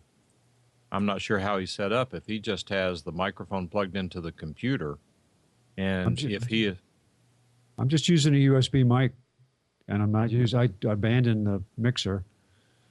I'm just direct listening to my sound card on speakers on my desktop. Okay, so we're coming back to you over your speakers. Yep. Then I don't know what's causing it. Could it be Skype? I mean, is there a way to tell Skype? Do you have automatic level control turned off on both send and receive in Skype? Yes. Sheesh. Don't know. Skype is doing some weird things lately. All right, well, I thought it has to do with the mixer. It might be inside Spence's head. That's it. You got it. I have a 10-second delay. A built-in profanity delay. It's the damn door. It's not our age. It's shoe latency. I was testing some Skype things with Andrew a week or so ago. In fact, it was within a week. We were getting about 30% packet loss between here and there. His connection went down. It may have been there, but it was ugly. I went to a different computer. It went away. I thought it was something wrong with this computer. I completely rewired all of my Ethernet connections, which I was going to do anyway, and put in Cat 6 cables instead of Cat 5 because I've got my whole local internet now local LAN is gigabit. I don't know if it helped yet. We'll see. Periodically, as you know, my audio and video will deteriorate here. Yeah. If it does it again, then I'm going to do some troubleshooting to try to isolate the source of the problem. Which switch are you using? A Zyxel, ZYXEL. Oh, yeah, that's right. You did say that. Sorry. 24 port. Zerxel. Zerxel. Another big news item, the Google barge is having to move from San Francisco to Stockton. They made them move it? Yeah. Why? Because they don't have permission to remain docked where they have been docked. I read that it's making a lot of people uncomfortable because they say, we don't know what's going on board that barge. Really? Yep. That was the first concern that they had was what's going on. It's a big secret. We don't know. Is it a special server? Is it a server farm? Is it a? And then they found out that it was one thing that came out was supposed to be basically a mobile customer briefing center. Where was it docked, Bruce? It was docked in San Francisco. And I thought San Francisco everything is open. Not where it was docked. Yeah. No, I mean I thought the people don't feel bad about. They don't have any concerns with privacy and with free love. Interesting. Yeah. Hey, this link that Donovan puts in the chat is quite interesting to me. A WebRTC video conferencing option for up to 8 people. I've only seen ones that was one-on-one. Have any of you messed around with this? Appear.in. Yeah, it's. I played with it a little bit, but I haven't connected with someone else yet. I had a busy day yesterday. I didn't get a chance to play with it. Mm-hmm. But this is a good opportunity to bring up the idea that there are several new services out there mm-hmm. that are hopefully going to give Skype a run for its money. So far, the ones that I've seen, there is not a Skype replacement yet. Skype still is the granddaddy of them all. As far as the quality of the audio. Well, that's what counts, audio and video. This one does video as well. One of the things that's going to be important with regard to this particular service, Appear.in, is how the video moves around as people join and leave. And I don't know anything about that yet. The video that I saw looked excellent. Looking at my own video, I don't know what it's going to look like through the cloud. But here's the thing that, I mean, Donovan says the audio quality is really good. It has been during his testing. Mm-hmm. And I hear that, but when you do a true side-by-side comparison between Skype and every other audio service I've tested, for some reason, Skype still wins. Now, I do think that those days are going to change because there is a rumor that Skype is actually going to switch over to the Opus codec instead of the Silk V3 codec. Yeah, we've been talking about this for over a year. Well, they can and will if they think it's going to save bandwidth, time, and money. If they have the reason to do it, they will do it. And will their implementation be any different or any better? I don't know. But what's happening here is that this WebRTC, and Donovan would know more about it than I do, but the WebRTC thing is integrated somehow with the Chrome and the Firefox browsers, and that is that if you have those browsers, it's really easy to connect to a conference. And they say you don't have to install anything. All you do is click. I don't think that's quite right. I think you actually have to enable or install a little driver that connects your microphone and camera, but that's not a big deal. Yeah, and it's not working for me. I tried to create a room and I clicked allow, and it failed to grab anything. And now when I go back and refresh and everything, I don't even get the option to allow camera access or anything. So it's just totally not working for me. I'm using Google Chrome, the latest version. Right, but you're not doing it on the computer you're talking on now, are you? Yeah, because it can't grab but one at a time. Well, can it grab XSplit? Because that's a virtual camera. I don't know. I have no clue. I would not. See, a lot of this stuff is very new, and a lot of the issues. How new is this one? Well, I don't know how long. Well, does Donovan know? Bruce, do you know? Pardon me? How new is this one? Appear.in. Oh, I don't know. I just heard about it when Donovan posted it a few minutes ago. But I wasn't talking about Appear.in being new. I'm talking about the entire platform WebRTC catching on. I've been working with WebRTC for a year, but not a single service that I use or have tested has been ready for prime time, in my opinion. And even in those situations when I'm testing those services, they say we're in beta or even alpha now. We're not proposing that we're ready for prime time. So that's fair. Time will tell. WebRTC, I don't really understand. He posted a link to webrtc.org as to what it is and how it works. But the bottom line is that it's a growing thing, and it will at some point be a viable competitor for Skype, or at least if Skype is going to remain the granddaddy, then they're going to have to go up a notch too to stay head and shoulders above WebRTC. There is a service that Nick and I tested, how long ago, Nick? 6 months, called Twellophone. And we were unable to get, I actually did a video conference with the guy who, and it is a guy who wrote Twellophone using some sort of built-in technology with Google Chrome. That was the only browser that would work.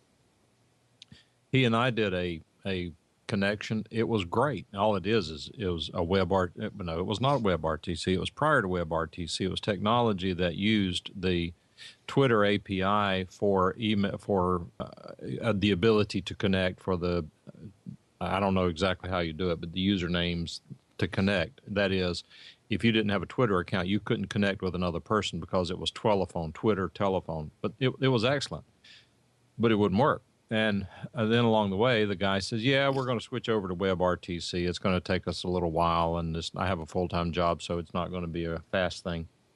Eventually switched over to WebRTC. Nick and I tried it again. It still did not work. We haven't tried it in the last 3 months or more. And whether they've worked out that issue, I don't know. I'm not interested in being alpha testers for these services, although I am interested in learning about them and monitoring which ones of them are going to be successful. In that regard, there is another service called, well, there are two of them that I'm looking at right now. One of them is, where the heck is it?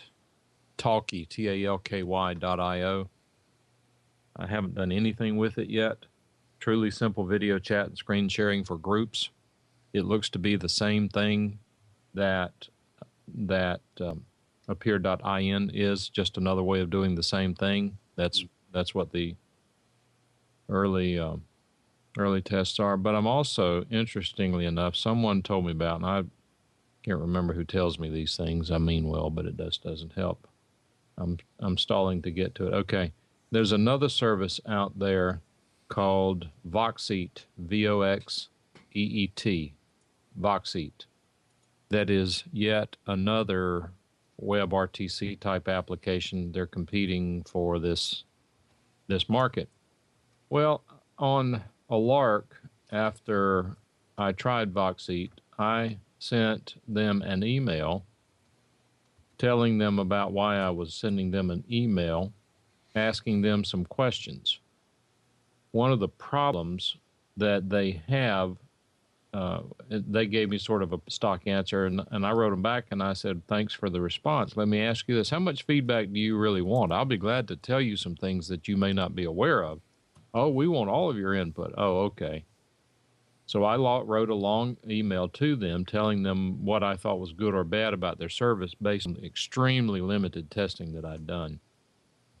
One of the problems that they have is that they have automatic gain control enabled on both send and receive because they are primarily interested in the mobile market. I relayed to them how we can't use that because of background noises, things like that. They have an interesting feature with Voxeat that they call whisper mode. What that whisper mode does is, are you guys bored with this? Do you want me to keep going? Oh, it's interesting. All right. Whisper mode allows you to have an offline discussion with someone else in the conference. You can go off into a separate room and pull out of the conference. It occurred to me that this was really close to having a screen room. And I commented to them, number one, you need to make AGC switchable. That number two, this whisper mode is probably the bulk of the code base that you need for call screening, in that when someone joins the conference at the host's option, the person should join in the whisper mode, in which case the host would go into, or someone would go into the whisper mode with that person, find out who they are, what they want, take them out of the whisper mode when they're ready for them to participate in the conference. Now we've got a replacement for Blog Talk Radio. However, they still need telephone dial-in. They already have a telephone bridge interfaced with the service. My third comment was that you need to have the ability to call into the bridge without having to enter a PIN number. Long story short, they sent me back an email addressing every single topic I asked about. They said the next version will give the option to disable AGC, that when they interface a telephone bridge, it will not require a PIN number. And the other part was I asked them about audio bandwidth, which a buddy of mine tested and said he was getting 15 kilohertz audio bandwidth, not bit rate, audio bandwidth, which is excellent. It's as good or better than Skype. But they, at the moment, have the bandwidth capped at 48K, but they're proposing to allow it to go up as high as 80K. I'm still not sure that's as good as Skype, but you know what? These guys are trying. If they're going to set themselves off from the rest of the marketplace, they've got to have some differences. They seem to be interested in the differences that I suggested. Therefore, I will be monitoring what they're doing, and hopefully they will become a player. Nice. That whisper mode you were talking about, Mike, in the commercial space, it's called Sidebar. Right. And that was a very sought-after feature, especially in the legal community for It's essential. calls. It's essential, and it was used. There was a Nortel/Avaya has a program called Web Alive that actually has a version of that where when you join a conference, and it's more like a virtual world. It's not really it has conferencing features, but it's more. Remember Second Life where you took on an avatar and all that? It's like that for business. You would actually join a kind of an ante-room where you would somebody would meet you there and introduce you to and find out who you were before you were allowed. They were essentially the moderator, and they would be in this room where they would kind of interview you to see if you were qualified or invited to the meeting. It's kind of interesting. It's also effective for, I'm not sure if Lenovo still uses it, but they used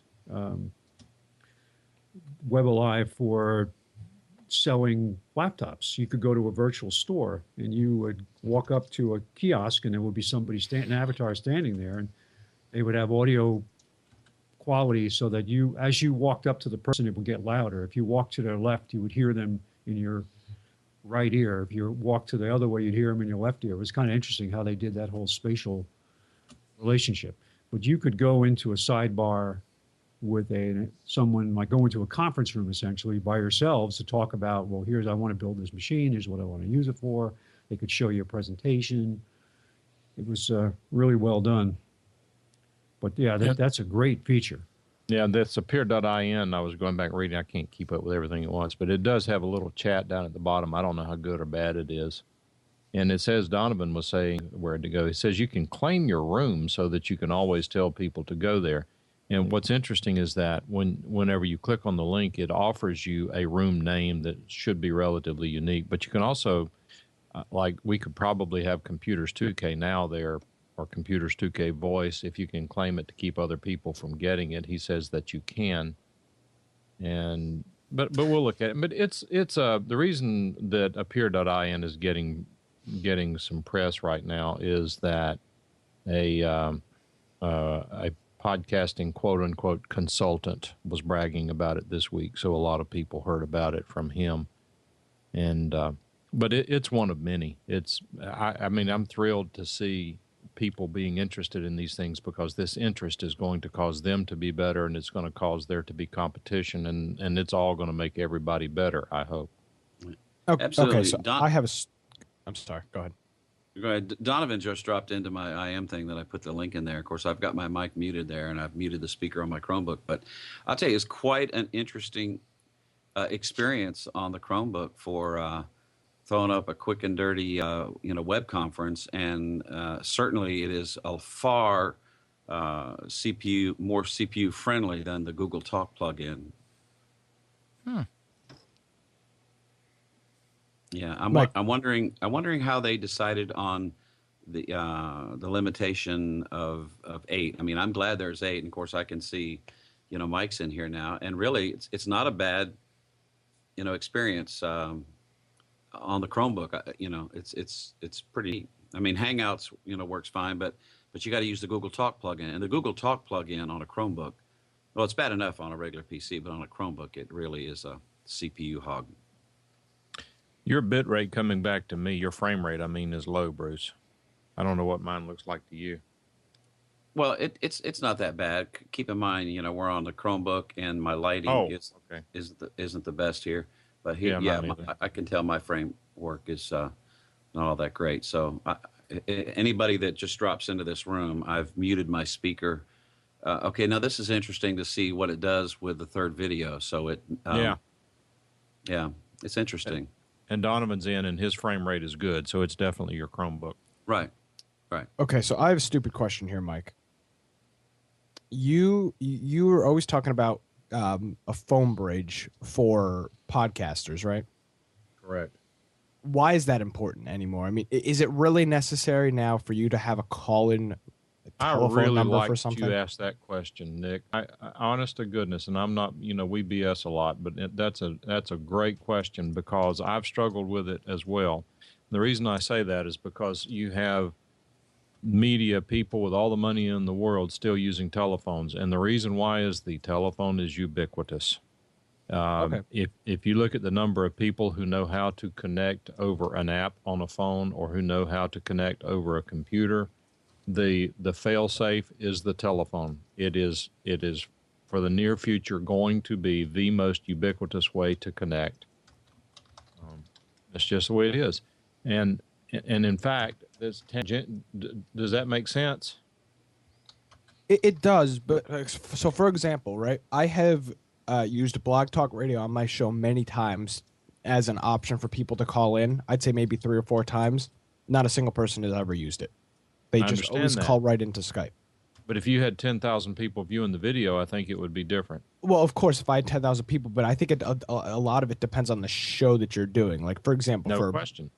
The Computers 2K Now, I really don't think Amnon needs to offer a phone number to call in. I mean, most of the people that are listening to this show have some grasp on how to run Skype application, right? I mean, that's... But I disagree. Why do you disagree? Because we have... I mean this with all kindness, chat room. We have some older people who are interested in the technology, buddies of Amnon, these people are not as much into technology as you would think that they are. And they can pick up and will pick up the phone and dial in periodically whenever. I venture to say, and you guys are here as much as I am, I would venture to say that the overwhelming number of people who call in who are not regulars on the show call in over the telephone line. That's ubiquitous. Yeah, that's Nick. I mean, but look, nobody connected to Computers 2K Now through Blog Talk Radio. I may not be promoting it somewhere. I may not. I mean, it's just there. And I'm assuming that the people on Blog Talk Radio, if they listen, they know how to get in touch. TalkShoe is not being utilized as much. Eiffel is using it. You, Andrew, I mean, people that are into the thing know how to connect through Skype. But, and I'm not disagreeing with that. I 100% agree with you, but I think that we're pushing for a service that offers call-ins, that doesn't offer pins, it offers a screening room. I understand that there sometimes is applications for it, but I think we're moving towards a place where it's not going to people aren't going to be using their phone anymore to call into stuff. That's may happen in the future, but I think But it's that's gonna why I be think the companies aren't distant interested. future. I don't think that. I think that's why companies aren't interested, right? Why would a company want to invest, X amount of thousands of dollars to make a service for call-ins? I mean, I can don't answer your see the question. future there. I can answer your question. Okay. In the what we call the enterprise market or the business market, it's Okay. 98% telephone. Yeah. Oh, yes, in the enterprise market, but we're looking for something that's cheap and affordable for podcasters, and I don't think a company's interested in doing that. Look at it this way, Nick. Yes, Do you guys have a phone book at home? I don't think so. Well, go and look at your local phone book and see how thick it is.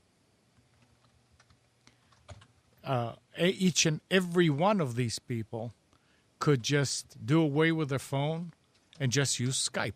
No, well, they could, but I'm not saying get rid of phones. I'm saying We understand. I'm saying that people aren't using phones to call in things anymore. I mean, I would The never telephone call in bridge- something. I don't mean to be talking over you, but you're dipping out too. The telephone bridge for a gaming show is idiotic. I'm sorry, what? Can you say that again? Having a telephone bridge for a gaming show would be idiotic. Oh, for sure. All right, that's a given. Not having a telephone bridge for a business environment would be idiotic. Of course. I mean, it's just you have to play to the audience, and I think that for example, like Rick's house, Rick is probably going to start taking telephone calls again. I'll tell you where for gaming even. I'm sorry, am I going? No, I mean, and to do that, we're not going to try to use Skype or anything. Just people in the car want to pick up their cell phone and dial in. If they're listening in their car, they pick it up, they dial the number, they're on the air. Of course, it's a radio show, and I Right. understand that with a radio show, but with an internet show, I don't think it's as much of a necessity. Look how many. All right, what about the bald truth? Different audience. I mean, that's that. Well- I'm no, and I'm not, Mike. I'm not disagreeing with you. I just know. I think that I there's. don't think you're being disagreeable. I think you're great questions. I don't see why, and obviously I would love for there to be an alternative for people to accept call-ins on a show. I mean, I think that would be a great thing. I think in the next 5 years it'll be useless. Well, here's an Andrew- interesting question. Why do you think Google has added Uber Conference as an option to Hangouts now? If question. there's not a viable market for that, it's kind of interesting. You can start the Uber Conference app, and then whoever opens the app, gets the phone number that you can send out to people, and they can call in.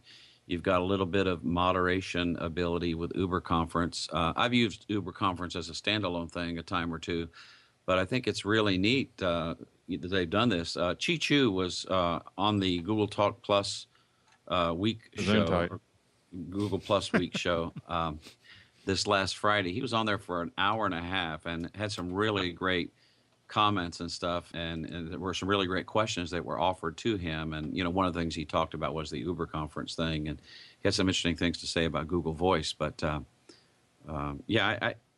it's kind of like trot line fishing. The more hooks you got in the water, the better chance you have of catching fish. So you got And the I blog think talk that's the hook, answer. talk show hook, and the Yeah, phone that's hook. the answer to your question, Nick.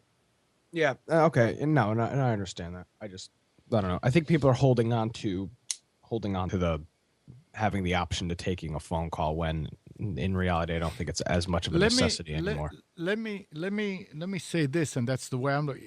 Mike was mentioning gaming.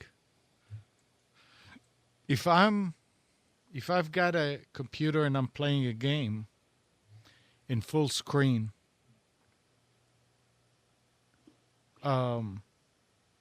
and I'm on another machine watching your show, and you're talking about the same game, and I want to ask something that I don't know,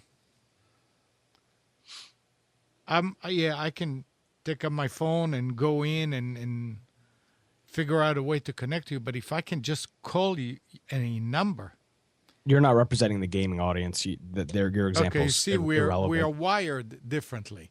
Well, and that's the thing is Yeah. you're saying an audience that is extremely involved in technology Yeah. will pick up a phone call and call, and that's not accurate at all. Okay. I would disagree with that 100%. I mean, that there's just people that are involved in technology would never pick. If you listen to the mic, how horrendous do phone calls sound, right? I mean, they're horrible. It's so hard to understand. All right, hang on, Nick. This is where you're missing a point. We old people grew up with phones. We don't find them as offensive as you do. We grew up whenever the only way you could communicate with your audience through media was over a telephone. It's not as offensive to us. I mean, I hear people, good Lord, I hear people dogging Blog Talk Radio all the time. And I dog them too, but for different reasons. I dog them because, as you know, you log into their interface and it doesn't work, or there's a lag, or you take them off hold, it doesn't go off hold. They deserve to be dogged for that. For what they're charging, that should be a pristine service. But the part where people dog them is for their, quote, audio quality, unquote. They are a telephone bridge. That is what they are. To go on to Blog Talk Radio and to complain that they sound like a telephone is to go to McDonald's and complain that they serve hamburgers. That's what they do. That's who they are. Their audio quality, when their servers are not slammed, is as good as any telephone bridge. All it is an asterisk server modified to add the administrator interface. So Blog Talk Radio sounds terrible because people try to use it as a broadcast medium for their podcast. That's insane. There are so many other ways you could do the same thing. You could put up an auto answer service, have somebody dial a number and listen to your podcast if you wanted to, but it's going to be telephone quality. A lot of people can't tell the difference, but we're not as offended at our generation by the telephone as you guys are. Okay, so then that makes sense. It's just so hard. Sometimes it's just so hard to understand. For example, like you look at Spencer's show. I mean, how hard is it to understand some of those people calling in? I mean, it's just like every other word is just. Yeah, but a lot of that's his VoIP lines too. Yeah, I mean, but there's definitely lots of issues with that stuff. Well, but here's the other thing I would say to you, and Bruce and Spencer and Amnon will weigh in on this, but how do I shorten this? Back in up until 1984, everything in the telephone industry was regulated to the nth degree. You could not connect things to telephone lines without interface boxes. All the phone companies. I mean, it was just terrible. The phones were not modern technology. I mean, all they were was the old 2500 style telephones. But you know what? A telephone call from point A to point B was crystal clear. You could understand every word that was said. There was not all this fading in and out. There was not all the breaking up. The quality of a telephone call in the United States as a whole has degenerated in the last 10 years to something that the telephone company would never have tolerated in its worst day before 1980. Yeah, I mean, so the quality to is say bad that now. phone calls are bad now is true. They are worse than they have ever been. I was on the phone with my grandmother like a week ago, and I'm like, I'll have to call you back tomorrow. Like, I couldn't understand anything. It was just, there was all this static in the background. I mean, it was just ridiculous. Yep. Hello, Steve. I didn't think I was going to be able to do this. Good afternoon. Good morning, everybody. Oh, good morning. Well, what are you struggling with? My laptop, for one thing, it's Windows 8 is gone. We've got Windows 7 on there now. And in the process of trying to get that working, I was using the drive from this machine because it had some stuff on the second partition, and I don't know how it happened. Somehow, it wiped the C drive, or just became unallocated space. So goodness knows what happened there. Luckily, I do a backup every single day, and I was sensible enough to do a backup to another drive, which makes that then a bootable drive with that same information on it. So like a double, if you like, or a duplicate completely, which also failed. But thank goodness, about 4 days ago, I'd done another backup and restore back then to a completely different drive that I'd put somewhere else. And that was the one that got me out of trouble. So basically, I would have lost my computer and all the stuff I had on it if I didn't do the backup. I did a test restore to another drive, which in general speaking terms would be perfectly fine and everything would be hunky-dory and it would all work. But that also failed, so thank goodness I had a third option. Otherwise I'd have been up the creek without a paddle. I'm not sure whether the NSA is backing up your drive for you, but they probably are. I think they are, actually. Yeah, Yes, certainly using the majority of bandwidth going around on the internet these days. Yeah, just call them and ask them to send you a backup. Yeah. So, yeah, I'm just really glad that I've backed up and then some, because it's not if it's going to happen, it's when. Absolutely 100% guaranteed when, not if. Yep. Yeah, I had a lady message me last night. She's part of a small group that I do, and she's in Canada. She has an old IBM laptop with a 40 gigabyte hard drive, and she's been using a 2 terabyte external USB drive. And so obviously she's been using that for not just backup, but for a lot of content, and it died on her last night. And she was asking for some recommendations and things like that. So. Yeah, it's that's the annoying thing is when it happens to you, even if you are very methodical in the way that you do things in safe and secure type thing, even that can go wrong dramatically, like it has in this case. So sometimes you do need to go that extra mile. Think, well, that'll be all right. I've done a backup. Well, you need to test it as well. Mm-hmm.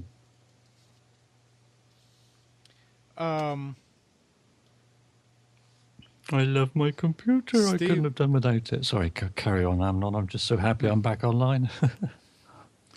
Stephen Haywood got a Google Glass. And I came across this story here. It says Sarah Slocum, an early adopter of Google Glass, was bar hopping with friends in San Francisco when a few people in the bar took issue with the eyewear when she was demonstrating it to another patron, even though she wasn't recording. When she felt threatened, she informed them that she could start recording. 2 of them approached her, yelling and throwing a bar rag at her, and ultimately ripping the glass from her face and running from the bar with it. She gave chase and eventually got glass back, but her purse was gone when she returned to the bar. Oh, dear. This physical level of hostility is unusual, but discomfort with glass is common, especially among those who don't understand how it works. So, people will attack you. Amnon, these people probably hammered out of their mind. What do you mean? People aren't going to attack you on the street. Of course, these drinking all night people are going to attack you. It was a biker bar she went to as well. This was not a bar that would have had some tech appreciation people in it. It was a biker bar. Oh, of course. I mean, you're just asking for it. Doesn't matter. It happened. It's like if you've got a really expensive smartphone or you've got a laptop or whatever, you always stand the possibility and the chance that somebody's just going to snatch it as they walk by. Sneakers. Pardon me? Sneakers.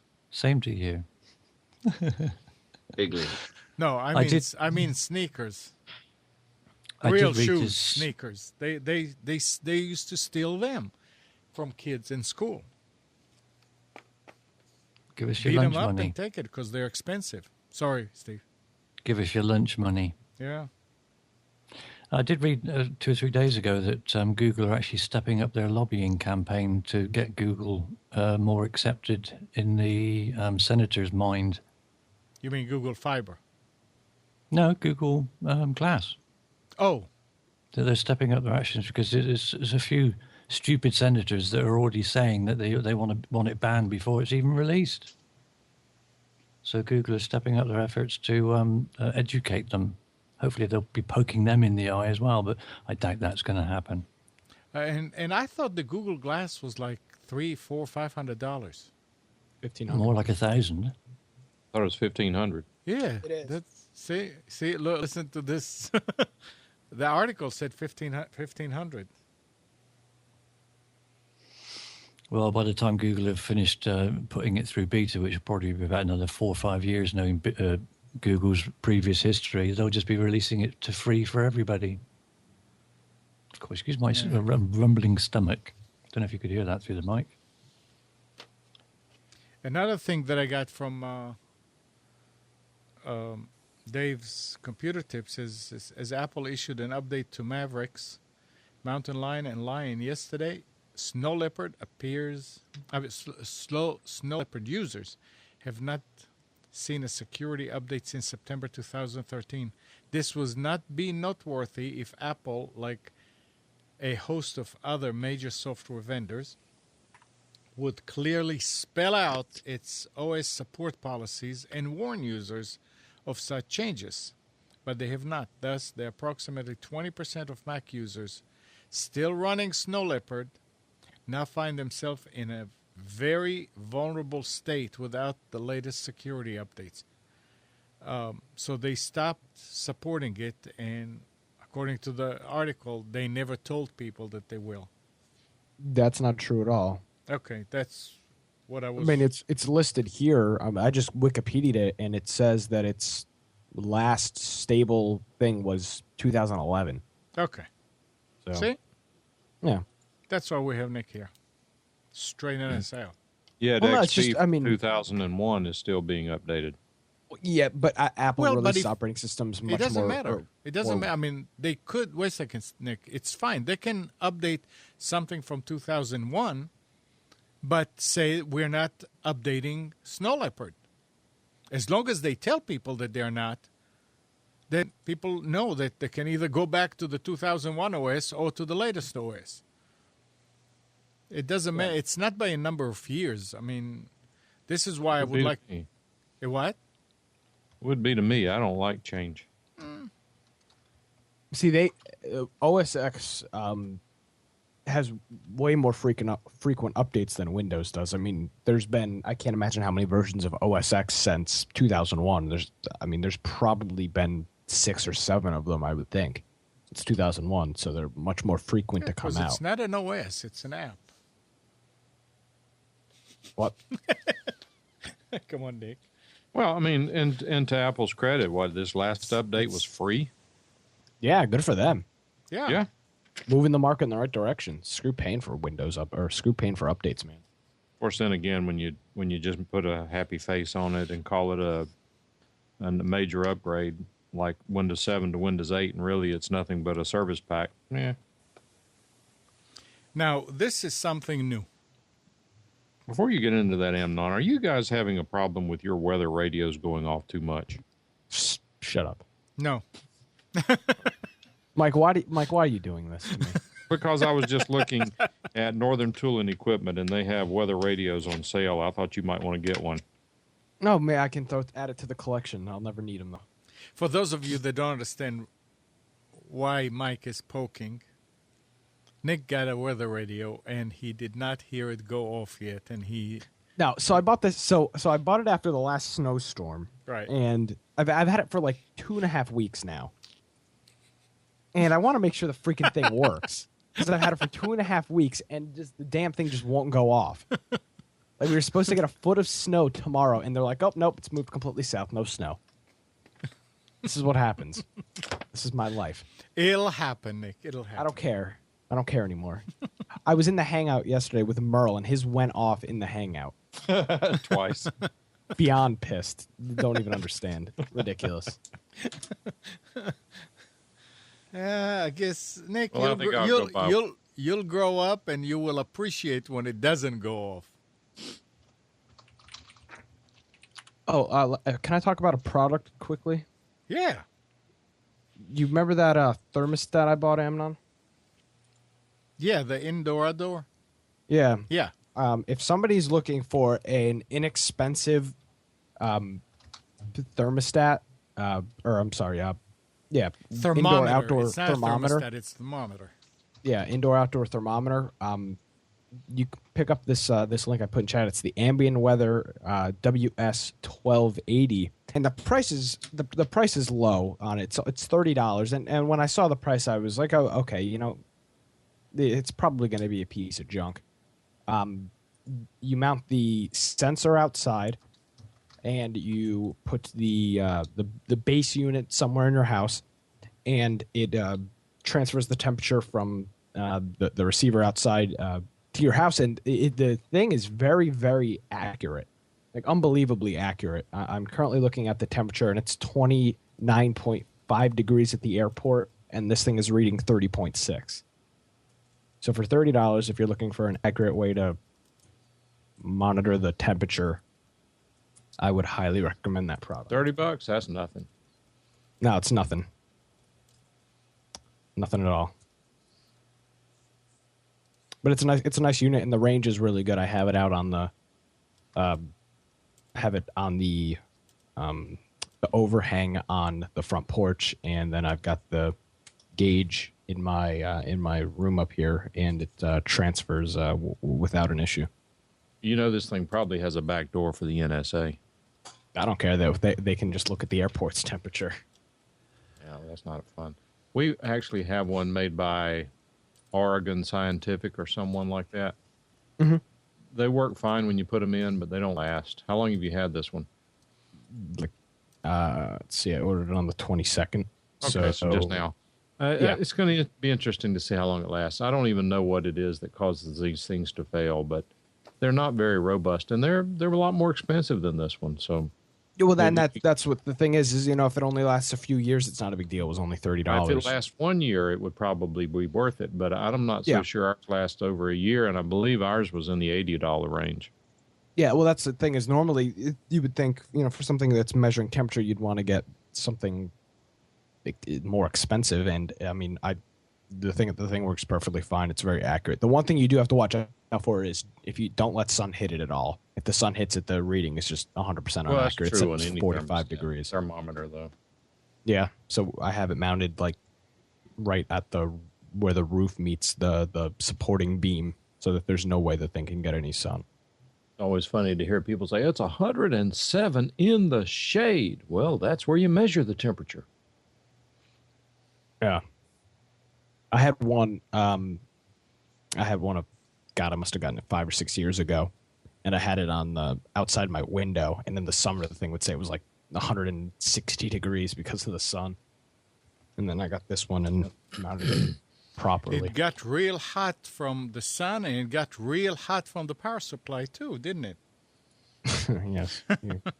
Thanks By for the bringing way, that up. I don't know if anyone's interested, but before Spencer does specials, someone on one of my listservs just posted a link that for today only, Lenovo has a ThinkPad T410 laptop computer refurbished, $289.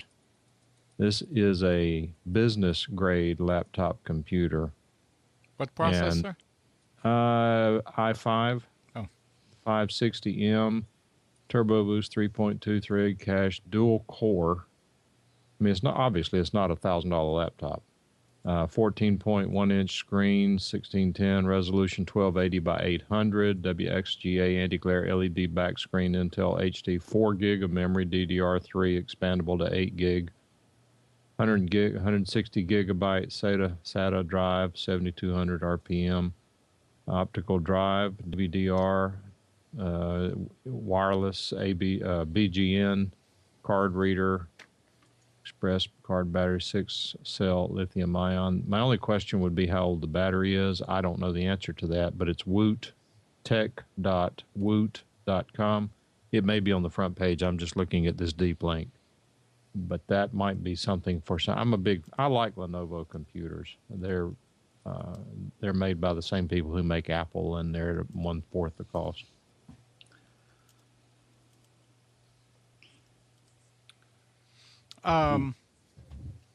Listen to this one. How bad? Oh, wait a second, but no, I'm not going to get into this because I'm biting into Spence's space. I'm going to post the link to this in chat if anyone's interested. Spence, do you need some more time? Just another minute. Okay. Yeah, the only one ad I didn't get to. All right. Doing it now. So wait. Listen. Don't be long then, Spence, Mike, because you were it's sunset. You'll be in the dark in a minute. Oh, I have it. I have time frozen. Ah, okay. You're okay then. Hey, You Steve. want Amnon? No, I was just going to tell Steve instead of typing it. Hey, Steve. Mm-hmm. Both versions that I got will ask you to insert your Windows 7. So in that way, they were upgrades, the Windows 8. Right. But you don't have to have Windows 7 installed in order to install it. They will just ask you to put a Windows 7 CD in there to see that you have license. Right. Okay. Great. Thank you. I'll because I couldn't get on with the. Mike was saying that he likes Lenovo. I couldn't get on with the Lenovo with Windows 8 on it, trying to dual boot Windows 7. It just kept messing up. So I thought, right, let's wipe it out, put Windows 7 on it, and then I'll install a Windows 8 separate partition. But it didn't seem to want to do it with 8 on there already. This one that I posted in chat is a Windows 7 computer, so that's good. And $269 for a Lenovo T410 is a good price. $269. $289. $289. That's very good. $290 for a computer's dirt cheap. We're paying that price in pounds over here. Yeah, that's today only, Spence. My work computer is a T420. Well, that's an i5 as well. Yeah, but it's a dual core i5 now, not a quad. Well, this one, T420 that I have, is an i7 quad core, 8 gig of memory, 256 SSD. I mean, this is a workhorse laptop. You may as well put $1,000 in front of that price and then some, probably. Oh, I imagine we paid $1,500 or more for it. Would be my guess. Yeah. So listen to this. How bad can cyber attacks get? How about burning the internal components of a machine, whether PC or Mac, to a crisp, so there's no thought of it being recoverable? That's why security vendor CrowdStrike showed could be done to an Apple Mac OS X at the RSA conference. We can actually set the machine on fire, said Dmitry Alperovich, Chief Technology Officer at CrowdStrike, who joined with the security firm CEO George Kurtz to show exactly how this kind of attack can be carried out on an Apple OS X computer. He added the demo done at the Moscone Center would be controlled to raise the temperature level to the targeted Mac to permanently damage the electronics, not to ignite it. Since this, after all, was a public venue at the Moscone Center where fires would not be countenanced. They're saying they're doing this through what? Through fiber? No, through malware. Oh, malware. Okay. The cyber attack Spyware, demonstrated you said, frying okay. the machine was done by targeting the machine APC embedded controller through a fake firmware update devised by CrowdStrike that spiked the CPU and turned off the fans. The point, he said, is a type of cyber attack that enterprises really can expect to see happen in the future. An attack that is not recoverable in terms of data or the machine itself. This is the next generation permanent destruction, he warns. So you could get malware that will do that to a computer. We always thought, it cannot damage hardware. There's no way that software can mess up your hardware. But apparently now there are ways to do it. You turn off the fan. You really make the CPU work, and you spike it. Sheesh. Yeah. Can you imagine if you muck with the charging circuitry for the battery if it's a laptop? Yeah, well, you see, that's what he was saying. He said he's only brought it up to damage it, not to ignite it. You can do any of these things now through software. And anyway. Well, now that we heard about it, it means the NSA has known about it for a while. All right, Spence. All right. Are we ready? We are. Are you? Okay. No, I'm not ready. I'll come back in about an hour. Okay. All right. So there are some actual deals at Walmart, if you can find a Walmart that has what you need, as I ran into that issue when I looked for the iPhone. But they do have some interesting deals out there.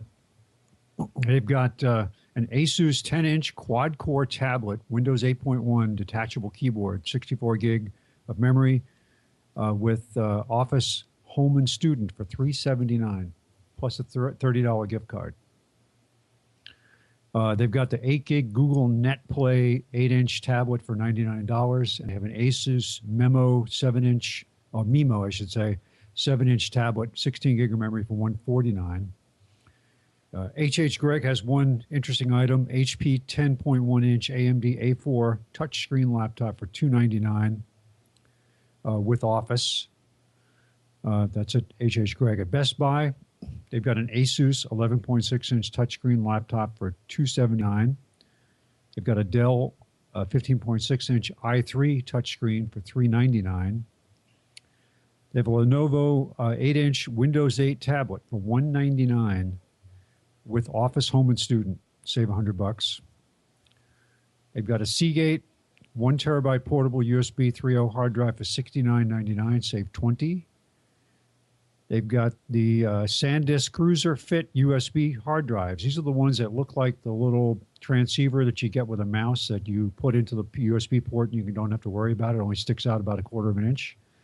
So handy if you would like to have that type of form factor. 8 gig for $899, save $11. 16 gig for $12.99, save $17. And 32 gig for $24.99, save $30.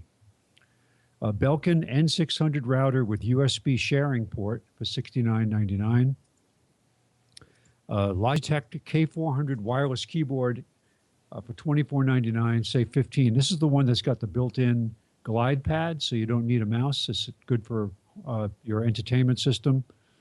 If you want to have a PC hooked up to your TV and have a portable keyboard that will give you mouse functionality. That's all at Best Buy. At Staples, they've got a HP 15.6-inch AMD A6 laptop, $329.99, save $230. Brother WorkSmart wireless printer scanner fax copier with duplex, and it includes both AirPrint and Google Cloud Printing, $69.99, save $30.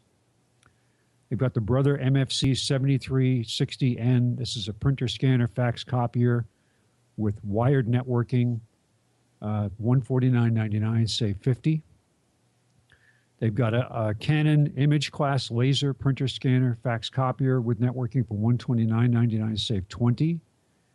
They have the Logitech MK320 wireless keyboard and mouse combo for $24.99, save $15. That's at Staples. At Office Max, they've got a Dell 11.6-inch touchscreen laptop, $279.99, save $70. The PNY flash drives on sale, 16 gig for $9.99, save $20. 32 gig for $17.99, save $32. 64 gig for $34.99, save $35. They've got a Kingston V300 120 gig solid state drive, 2.5-inch form factor, $99.99, save $30. And that does come with the transfer kit. So you can move from your existing hard drive to the Kingston drive. Toshiba 3 terabyte desktop USB 3.0 drive for $109.99, save $30. And this is a closeout on this device. Western Digital 2 terabyte network hard drive, $99, save $30. We've got a 22-inch AOC LED monitor for $109.99, 20 off. A 24-inch Acer 24-inch Acer LED monitor for $149.99. That's 30 off. I have a Dell i5 desktop with 8 gig of memory, 1 terabyte of disk, $479.99. Save $100. They've got the Brother HL2270 DW wireless laser printer with duplex for $99. Save $50. And they have the Brother printer scanner fax copier with duplex for $129.99. That's also a laser. Save $50. That's at Office Max. Finally, Office Depot. They've got a AMD A4 HP 10.1-inch touchscreen laptop with Office Home and Student for $269.99. A Logitech Wireless Wave keyboard. This is their high-end wireless keyboard and desktop keyboard and mouse combo, $59.99, save $20. They've got the Motorola Surfboard 6121 cable modem for $69.99. HP A10 desktop. This is a screamer. 12 gig of memory, 2 terabyte hard drive, $599.99, save $100. 16 gig, 10.1 inch Lenovo Idea Tab, I should say, $199.99. That's 50 off. And finally, they do have a 15.6 inch Lenovo i5 touchscreen laptop for $549.99. Save $180. That's at Office Depot. And I'm still waiting for somebody to send me the money so I can go out and buy all these things and test them. There's some good money off coupons or money off deals on that this week. Mm-hmm. Yep. $180 off. That's loads well, some of these dollars. stores, you got to look at their, they're always on sale. So it's not like sometimes the regular prices are inflated. I mean, Office it's like Depot these- tends to have the $230 off this laptop when you find out they never really sell it for the full price. Well, they did once for one day, so they can get Yeah. around the legalities of it. Or that's what it is, in the system, that's what it shows up as. But if you, It's like these stores that anything have I shop closing down for. sales. Does any of you know anybody, or do you have anybody that any of you has at Facebook email address? Yeah, everybody has you one. all have one, right? Yeah. If you have Facebook. Yeah, you have one. The BBC is reporting that Facebook will end their email system, which provided users an at facebook.com email address in March. The official line from Facebook is that not many people have been using the service. And is that really the case, or have they found it too challenging to monetize that part of their service? Did users stay away from this service because they've become more savvy and recognized it for what it was, another way to harvest their data? Or is it the case that the market is currently saturated with free webmail services and there wasn't room for another one? I would add a third one. Most people didn't know they had it. I didn't know I had it. It normally just does like a redirect. Like if you get a message at your at Facebook email, it will just go to your whatever email you have on record with Facebook. So I wonder how they're going to do it now. They're going to require you to come in. Oh, no, they have your address. That's right. Yeah. Yeah.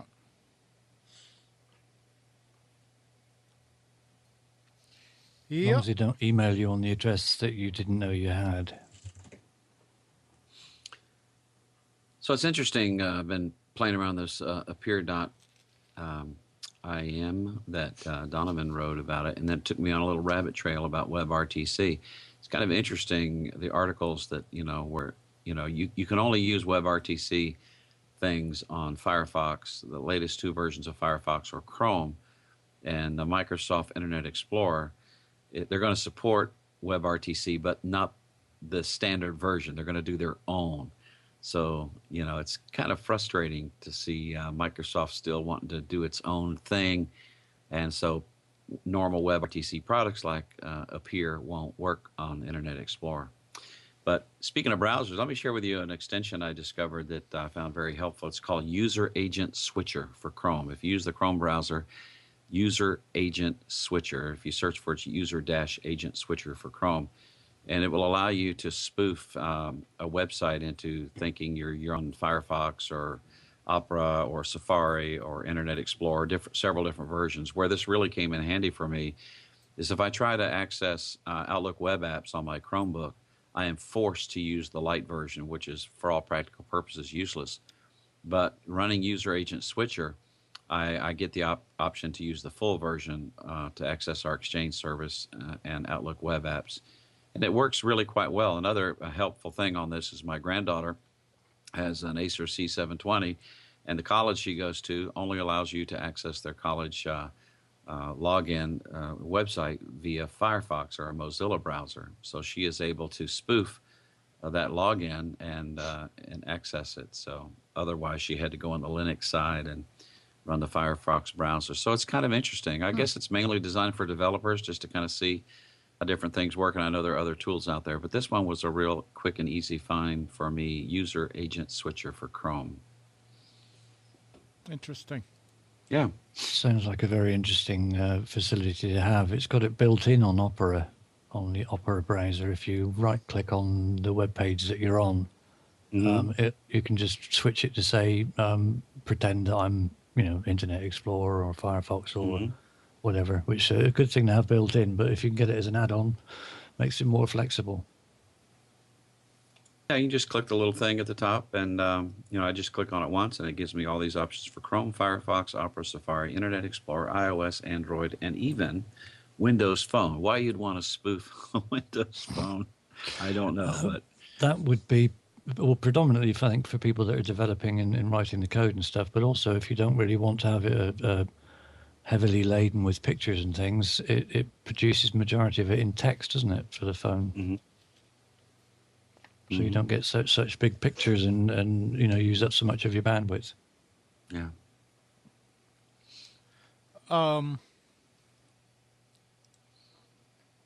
About consoles and the gaming consoles and stuff. Ben Kuchera at Polygon ponders the surveillance capabilities of our gaming consoles in light of recent NSA and GCHQ revelations. Xbox One Kinect can see in the dark. It can keep a moving human being in focus without motors. It knows how to isolate voices from background noise. The privacy implications of having a device that originally couldn't be removed pointed at your living room at all times was always kind of scary. And that fear has been at least partially justified. Kucheras, like many of us, habitually disconnects cameras and microphones not currently in use. But he also feels a sense of inevitability about the whole thing. If the government wants this information, you're going to get it. They're going to get it, no matter what. It's important to pay attention to what our government is doing, but this issue is much bigger than our gaming consoles, and we open ourselves up to much greater forms of intrusion on a daily basis. So the Kinect is sitting there, and those of you that, I think we talked about it last week or week before, that the South Koreans now are using Kinect to monitor the border. The DMZ? The DMZ. Here is a machine that's sitting in your living room, pointed at where you would be, and if you don't turn it off, who knows what it's doing? Well, there's two sides to that. It's really not. There's an indicator when the device is on. Yeah, but if you don't turn it off. Well, what do you mean? So if you left your Xbox on 24/7? Yeah. A lot of Yeah, people like they do. wouldn't have the facility to be able to disable that LED from showing when they wanted it not Oh, to. it's not even really LED. There's there's like IR sensors in there, Yeah. and if you look at a certain angle, you can see that there's three of them in there, and they light up. And it's you kind of if you're like looking from above the device, you can see the three different sensors. So, yeah, I mean, That's probably Is just to that give really a you a big deal, false though? sense of security, isn't it? is it a big deal though? I mean, in all reality, is it a big deal? Well, it here, depends. here we Depends go. if you've got it in your bedroom or not, isn't it? Here we go with the same issue that Mike brought up some months ago and was asking you and saying that the younger generation is not that concerned with privacy like we No, are. it's not that though. You have a laptop, Amnon? Yeah. You have computers with webcams connected to them that you leave on all the time anyway. I mean, what's the difference? What if I have a laptop? That webcam, how do you disable the webcam? You turn the computer off. I turn the computer off. Okay. And what if you walk away from the computer with it on? I know. I mean, but I have it. But that's the But point. I have it in front of my chair in the office, which but all the other one, like the one that I'm using for Skype, I cover Okay. Well, there when you I go. use it. I mean, otherwise it's off. The other machine, the laptop for the Hangouts is off if I'm not using it. And I know because I turn it off. Now, yeah, it could be a false sense of security and somebody could do something. So they're going to see me working. Like Timsy says, tape works for the paranoid people. Or you just switch it off. Just tell it that it hasn't got one. Just disable it completely. And then put But some I- tape on as well if you're really I have a paranoid. friend who will not take his cell phone in to eat lunch because he's convinced that the NSA is logging into his cell phone and listening to his conversations. Chewing. Well, they're doing it to Angela Merkel, who's to say that they don't have you as well. I would say that's not an unreasonable expectation. Well, let me tell you something, guys. When I said it, I expected to hear some carping back, but the reality is, and I can't tell who he is. You wouldn't know him anyway, but I will tell you that he has a background in law enforcement, and he knows things that have gone on that we would scoff at, thinking that it was just being paranoid. I used to be paranoid and just Understood. out of my mind with worry now. And it didn't help any, did it? It's still not helping now.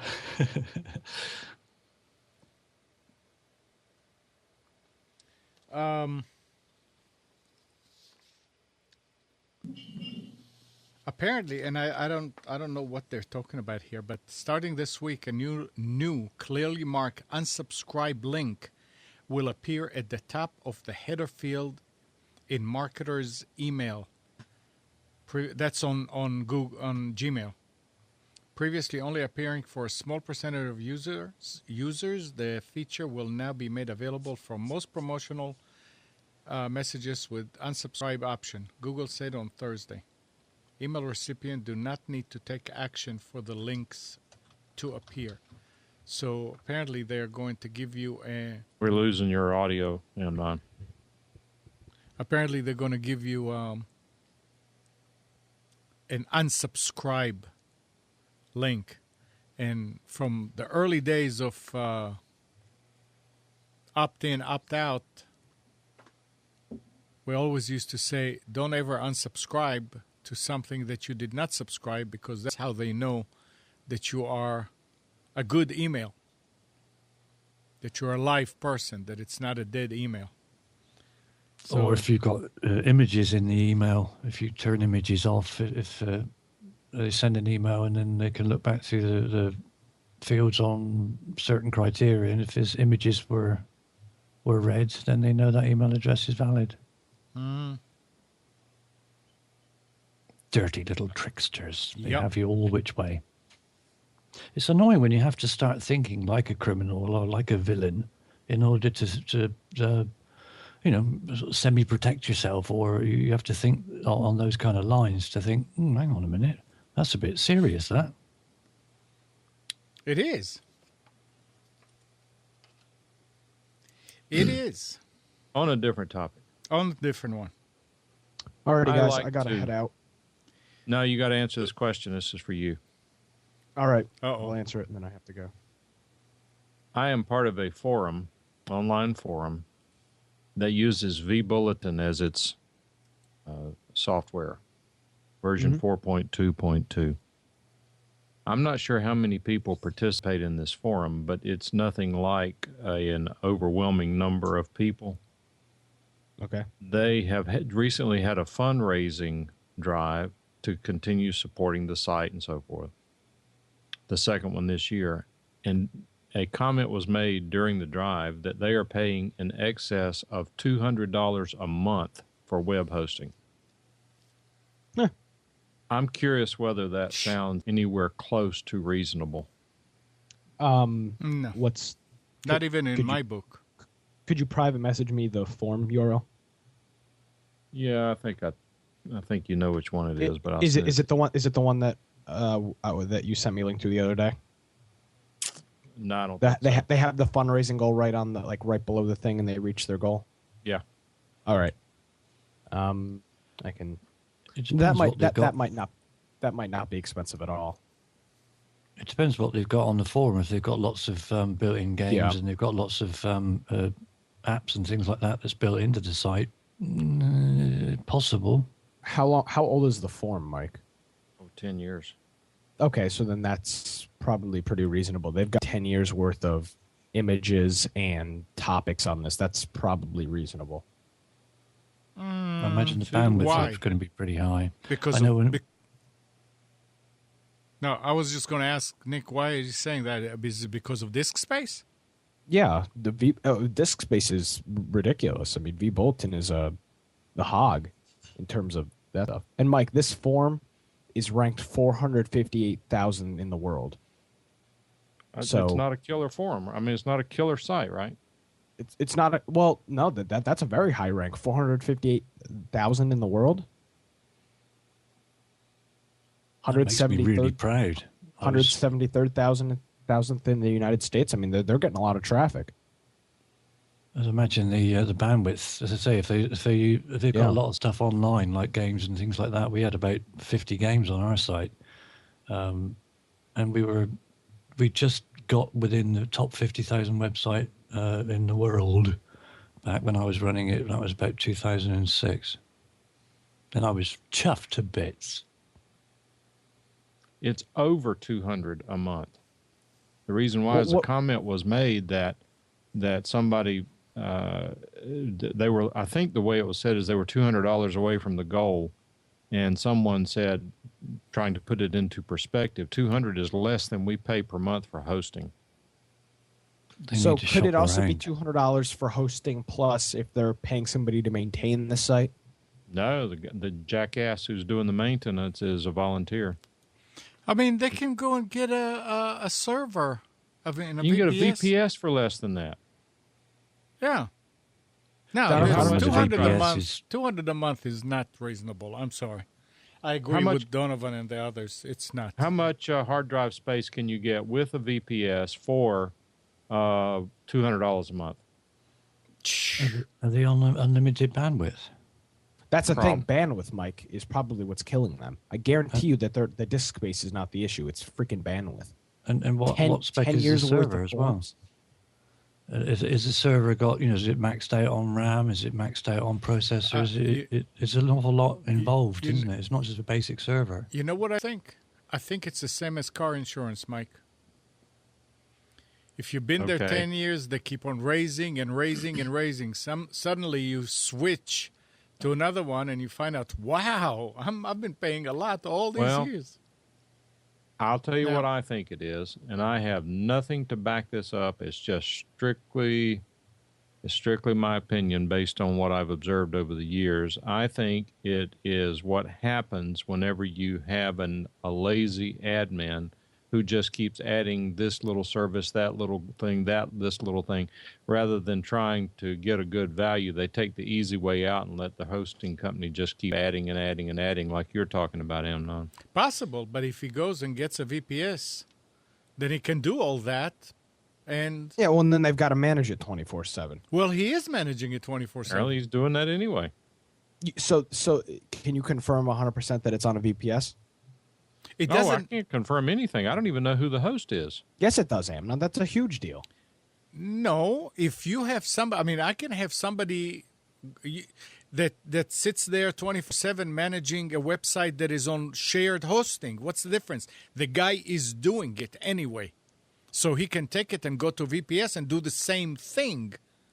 Okay, That's so why it they doesn't make a are- difference.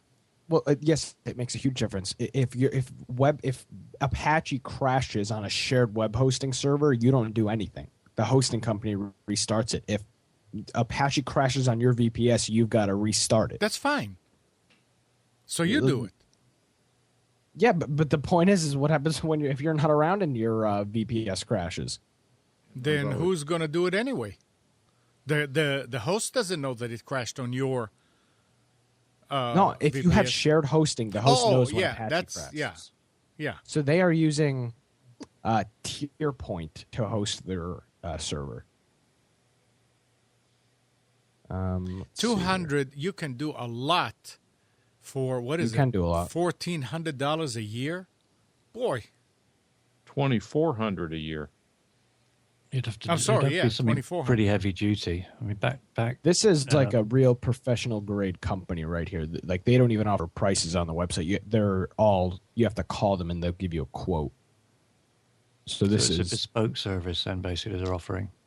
yeah. So but it's only But V 10 bulletin. years ago, the site we used to Wait, run, hold which was on. predominantly a Amna, forum, did you was- just say it's only vBulletin? Yeah, but it's V bulletin. It doesn't matter that the company is great. I mean, to go to a certain just like for a forum, When was the last time you ran vBulletin? never did. vBulletin is the biggest resource hog in the world. I Okay. have it on a shared server of mine, and the CPU is always at 40%. Okay. Always. It's horrible. That's why we switched to It's such a piece of junk. IPB. So imagine if what? you've got. What'd you say, Steve? How much is I it said cost? How much vBulletin's is, horrible. That's why we switched to IPB back when we did, because it was such a hog. but wait a second, Nick. How Yes. much is that V bulletin costing these people a month? vBulletin is you pay once for it. No, What, I mean $300. the one that you installed and all. How much is it costing them a month to have it hosted somewhere? I'm not sure how much it is for hosting. I'll bet you they're not paying no $200, and they have you I know to do maintenance they're too. paying $80 a year for hosting. See, and how I'm much? hosting it. I'm the one hosting it. Yeah, and how much do you charge them a month for maintaining? Roughly. $90. Okay, see, $90. Yeah. so they can move it But to your imagine if server. you've got a form that's got 200 members on it. You're not running on you're not running on a single core CPU. I mean, you need a powerful thing. This site loads extremely quick. This is not some $3 a month shared hosting server. I can see them paying that type of money for the. well, for the server. yes, I'm glad to hear this because, again, it really bugs me when you watch the way government and schools and nonprofit organizations spend money. It's not coming out of their pockets; they just throw it around like water. And I'm sorry, I think for $200 a month you could get an awful lot of serving. Maybe I don't know what I'm talking about here. Also, that's why I Mike, asked the question.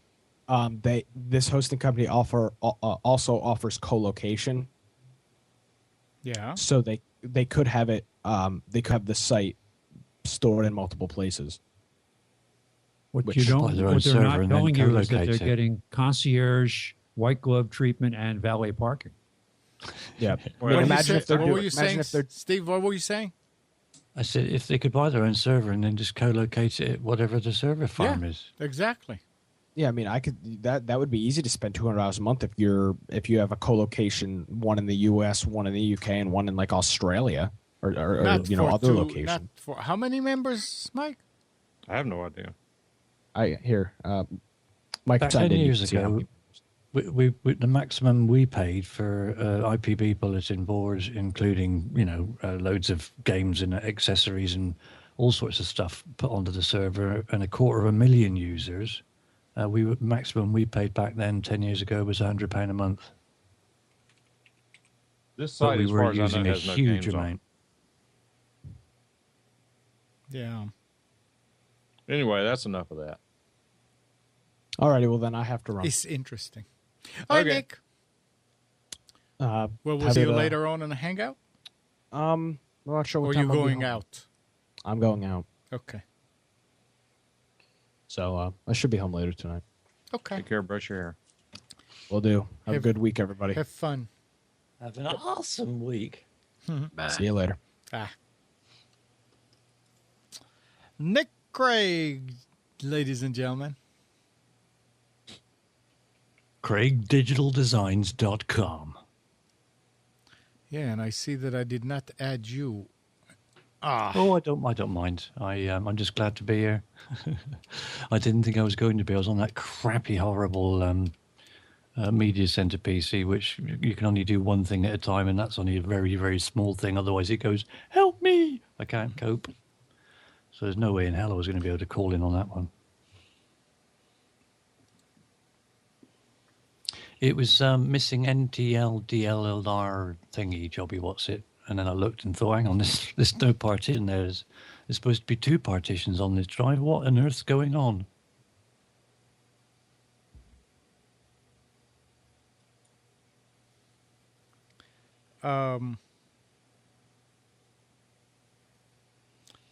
This article goes, we've mentioned several times the tension between giant streaming sources, especially Netflix, and ISPs, especially Comcast, especially given that they may merge with Time Warner. Now, MarketWatch reports that Netflix has agreed to pay Comcast, amount undisclosed, for continued smooth access to Comcast's network customers. A landmark agreement that could set a precedent for Netflix dealings with other broadband providers. So they blinked.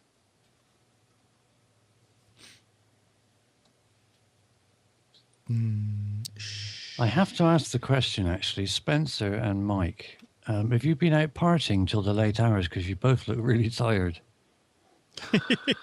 Oh no, I was up very late. I know Mike went dancing last night. I was Perhaps you went out on too a party. late as well, and I've got a lot I got to get done today, and I'm dreading having to do it. Oh, Oh dear. That's what happens when you let the maid have a week off, you see. All and right. the butler at the same time. Well, yes, that's just downright silly. Not to speak of the driver. That's one thing I would never do is have a driver. If I won a couple of million on the lotto and bought a nice big house, I may have a maid, I may even have a butler, but I would never have a driver because I love driving. Well, And anyway, Very- do you think I'd let somebody drive my Aston Martin? Forget it. Google Good may fit. drive it one day. is that what Couldn't you're get the driving? back seat of that car. In my dreams, yeah. I used to I have had an I used to have an Austin. I had my dream car back several years ago. You didn't have them in America, but it was a Ford Scorpio Cosworth. It was a 24-valve, 3-liter monster. It was about 2 tons in weight, but it would still do. And this was, when was it made? 91, I think it was built, and it would do 0 to 60 in less than 8 seconds, which back then was pretty phenomenal for any car, let alone a 2-ton monster with electric everything. It was a beautiful car. Used to sit there at the traffic lights and you get whatever was next to you, Mercedes or an Audi or something, and you just flick it into sport mode and floor it. And the look on their faces was absolutely priceless. trouble is, it was only doing, and if you think about how much we pay for our fuel, it was doing something like about 12 to 14 miles to the gallon. Which That's about ouch. what. That's Why about is that what doing that? our BMW doing right now. Was it a BMW 7 Series you got? Yeah. Yeah, they're usually pretty high, aren't they? Yeah. That's it, yeah. That's just the base model by the looks of that. The Scorpio, the one I had was like the top of the range, and it had been worked on by Cosworth. You probably heard of Cosworth engines. They were a lot Cosworth, in yeah. motor racing and stuff. But to look at it, all intents and purposes, the only thing that distinguished that it was a Cosworth were two little badges, one on each of the front wings. To look at it from the outside, it just looked like a normal sort of bog standard, reasonably placed in the range. There was an American car that was a Cosworth. What was it? 24 24 valve. 24 valve, 3 liter, six cylinder. Shit. Which one was it? I don't know that it was a Ford. Probably was the Mondeo, wasn't it? Again, they've got different makes over there than what you. Different models over there than what we've got. Yeah, that was the one, Spence. Beautiful car, electric, everything, leather seats. Was absolutely my dream car, and I managed to own it for about a year. And? Well, I had to get rid of it. I couldn't afford to run it. I couldn't afford to insure it. Cost a fortune. Oh, sorry. I'm Nice getting kind car. of wrapped up in the webpage here. It kept asking me to click here for normal view, and it would take me out to some other page. Oh, well. Nice car. You missed having it. It was the first car that Ford did over here that had the sort of bulbous, bug-eyed looking headlights, and that was what a lot of people didn't like. The motoring press really trashed it and said that it was awful. You look at all the headlights of all the cars now, they're all like, they're all the same sort of look. But Ford was, never had one of them. That's what Steve had to trade it in for. Actually, no, I traded it in for Yugo. a Volkswagen Golf, but it's a van. So That's it's a a Caddy, good car. Volkswagen Caddy. Nice I don't know one. if you have them in the US. It's diesel. It does twice the amount of mileage on a gallon of on a tank of fuel than what the Scorpio did. Not quite as fast, but it is turbo diesel. So once you get over 2,000 revs, it does sort of go, whew, which is quite good. Anyway, stop talking about cars, Steve, because it's a technology show. That's technology. Talk about car technology Yeah. or lack thereof. Steve, I never found out. Mm-hmm. Is British Ford kin to the American Ford? Oh, it is the same company, yeah. It is? It Then is how the come same- those engines were never available here, really? I mean, a lot of the British Ford cars, there was like, was it a Cortina? Yeah, the Cortina. Well, you had that. That was a Taurus. Did it have something to do with emissions? Cortina was, I mean, this was still when I was in Israel. I mean, we Yeah, didn't get the Taurus. No, it was smaller than the Taurus. Come on. No, the Cortina was, depending which model you're looking at, the Mark II Cortina that we had over here, that was probably in around the late 60s to middle 70s. Right. That was the Mark II. The Mark III was, no, you never had the Mark III because that was just horrible. Mark IV you did, and that was the Taurus. And then it did go to Mark V, and then they stopped it. And then it was the Sierra, which, again, was a sort of bug-eyed looking thing that you never got. It wasn't like a Datsun 5. Actually, yeah, thinking about it, it was like a Datsun 510 a bit. Yeah. And then it went to the Mondeo. But you had you had the Escort in the US, didn't you? Ford Escort. It was nothing like the British Escort that I remember. It was the baby brother. I think the latter models were a little bit similar. The big problem we have over here is a lot of it was made, and the engines were made in Europe, for the European market. Because over there you've got big guzzling V8s, because you're not paying, you're paying half as much as we pay for our fuel over here. So we, well, yeah, you're still paying probably just over half, but what we pay, most of our fuel is I think 70% of it is tax. Steve, But I you get found free you health care. No, we don't anymore. They've just sold it off. We don't get it free anymore. Well, then they're cutting your taxes, right? Yeah, right. No. Steve, I found you a 1970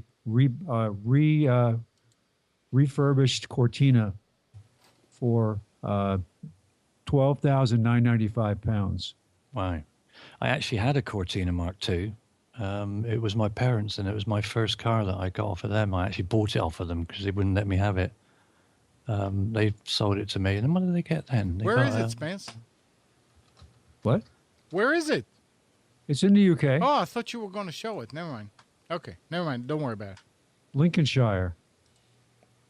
Lincolnshire. You don't actually say Lincolnshire. Shire. Sure. It's just like sure. Lincolnshire. Lincolnshire. At the Shire, that's what they use on You're all from Lincolnshire. Big Bang Theory. Remember? That's how we do things at the Shire. It's like over there you say Birmingham or Birmingham, but in here over here in England, or certainly in Birmingham, and we say Birmingham. Yeah. If you're from Birmingham, you say Birmingham, because they always talk like they've got bunged up nose, like they've got a cold.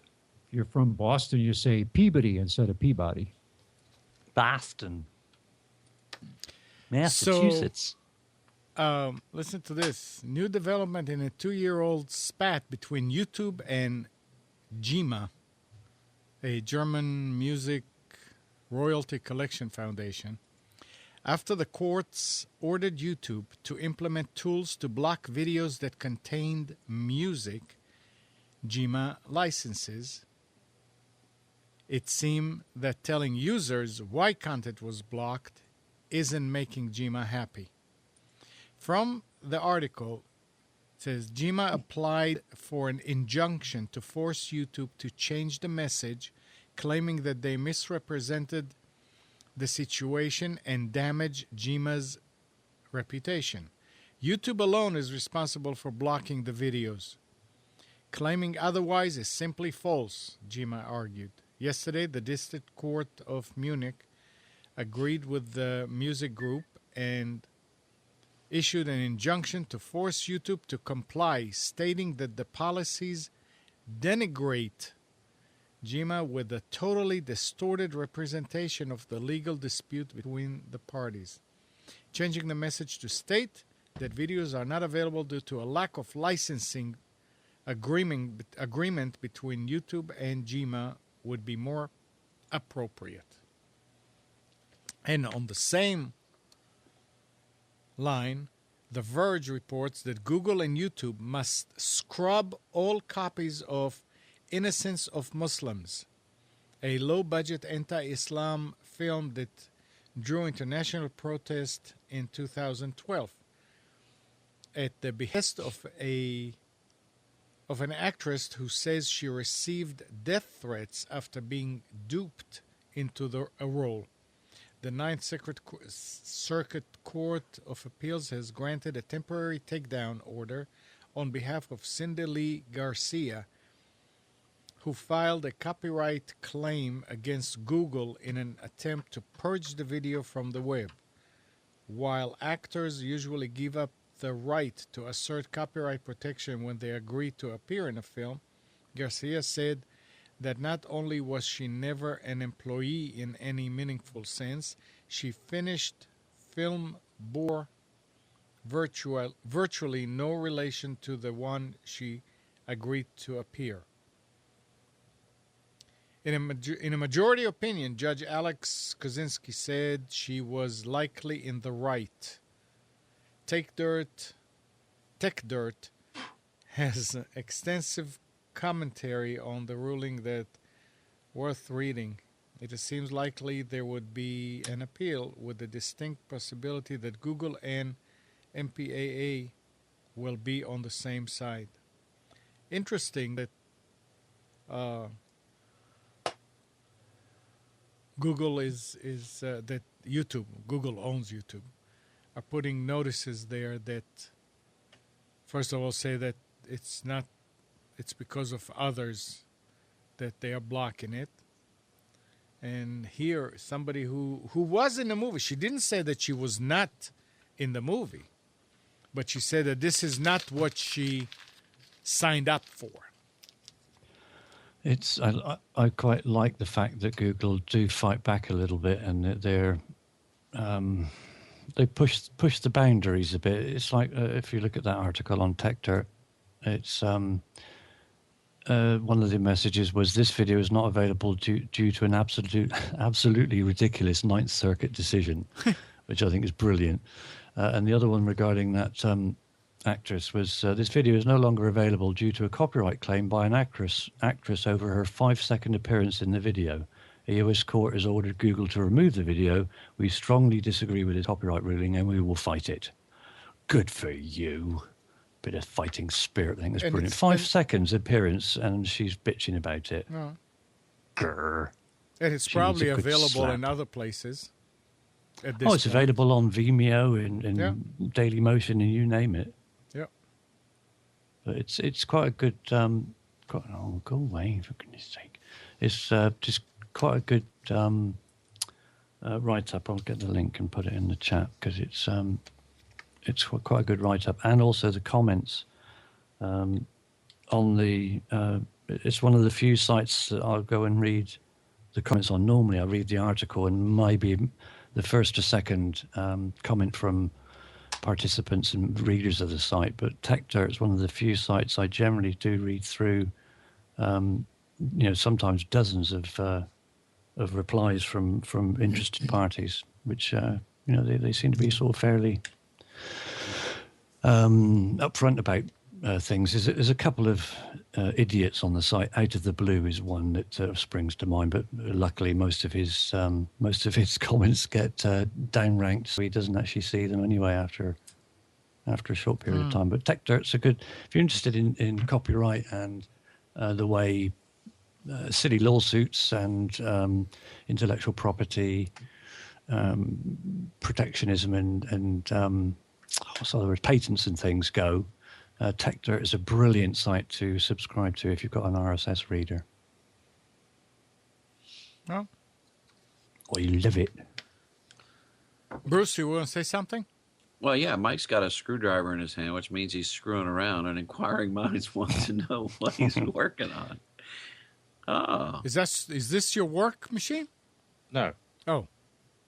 No, it's something that's been sitting here 6 months. So a buddy of mine brought it to me to look at. It's an Acer Aspire 5517. Mm-hmm. About 1 in 50 times that you turn it on, it works great. The rest of the time, the light comes on, but it won't do anything. It's got to have a bad motherboard. I just took all the peripherals out of it while I was listening to see what was going on with it. Hit it with a hammer and it might get better. My niece has got a problem with an Acer little laptop that's like that, about that sort of size as well. Every time it goes into screensaver mode, she can't get it back out. She's got to switch off because she can't get the screen to come back up. I don't know. I hate working on laptops, but my buddy doesn't mind bringing me anything that doesn't work so that I can take a look at it. And we'll just have to see. I think it's going to need a new motherboard. I had a laptop like that. I'm trying to think. I just took the memory, the hard drive, the DVD drive out of it, took all the peripherals out of it that I could get to. Because sometimes when it won't boot, I tried the battery and reset the battery, even reset it all. And because sometimes but it could be a CMOS battery too, couldn't it? It could be that the CMOS, that the BIOS is not loading. Well, it would still come up in default mode then. If the BIOS was there. Not if it's scrambled. The BIOS is corrupted. Yeah, if the BIOS is corrupted, it won't. Yeah. Sometimes it won't do anything. But you probably Well, won't be able to load the but if BIOS update tool either. but if the BIOS is corrupted, it will not do the 1 time out of 50 either. Well, You've it gone has. into BIOS. Yeah, I don't know. I mean, the point being that I don't. I got a full day today, don't but remember. I'm going to probably go in online and find out how hard it is to take this one apart. If it's hard, I'm not going to mess with it. If it's one that I can take out 200 screws and readily get to the motherboard, I'm at least going to look at it to see if maybe the fan is not turning or something. I hear the fan, what sounds like the fan start up and then quit. Power is getting to the motherboard. There's one more worthwhile story here. Most of Intel's recent desktop SSDs have followed the familiar formula. Combine off-the-shelf controller with next-generation NAND and firmware tweaks. Rinse, repeat. The new 730 series is different. Different though. It's based on Intel's latest data center SSD, which combines a proprietary controller with high-endurance NAND. In the 730 series, these chips are clocked much higher than the usual speeds. The drive is fully validated to run at the boosted frequencies, and it's rated to endure at least 70 gigabytes of writes per day over 5 years. As one might expect, though, this hot-clocked server SSD is rather pricey for a desktop model. It's slated to sell for around $1 a gigabyte, which is close to double the cost of more affordable options. And the 730 series isn't always, that's the important part, isn't always faster than its cheaper competition. Although the drive boasts exceptional throughput with random I/O, its sequential transfer rates are nothing special.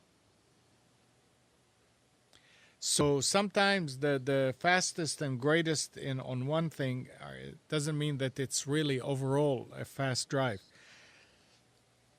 And how much is, Mike, how much is a gigabyte on SSDs now? Since you're into I it? have seen 256 for $190 is the last number that I recall. So I think 75 cents a gigabyte right now seems to be a pretty good price. I purchased a 120 for $60. That's 50 cents a gigabyte, but that was an unusual. So somewhere between 50 cents and $1 is the price.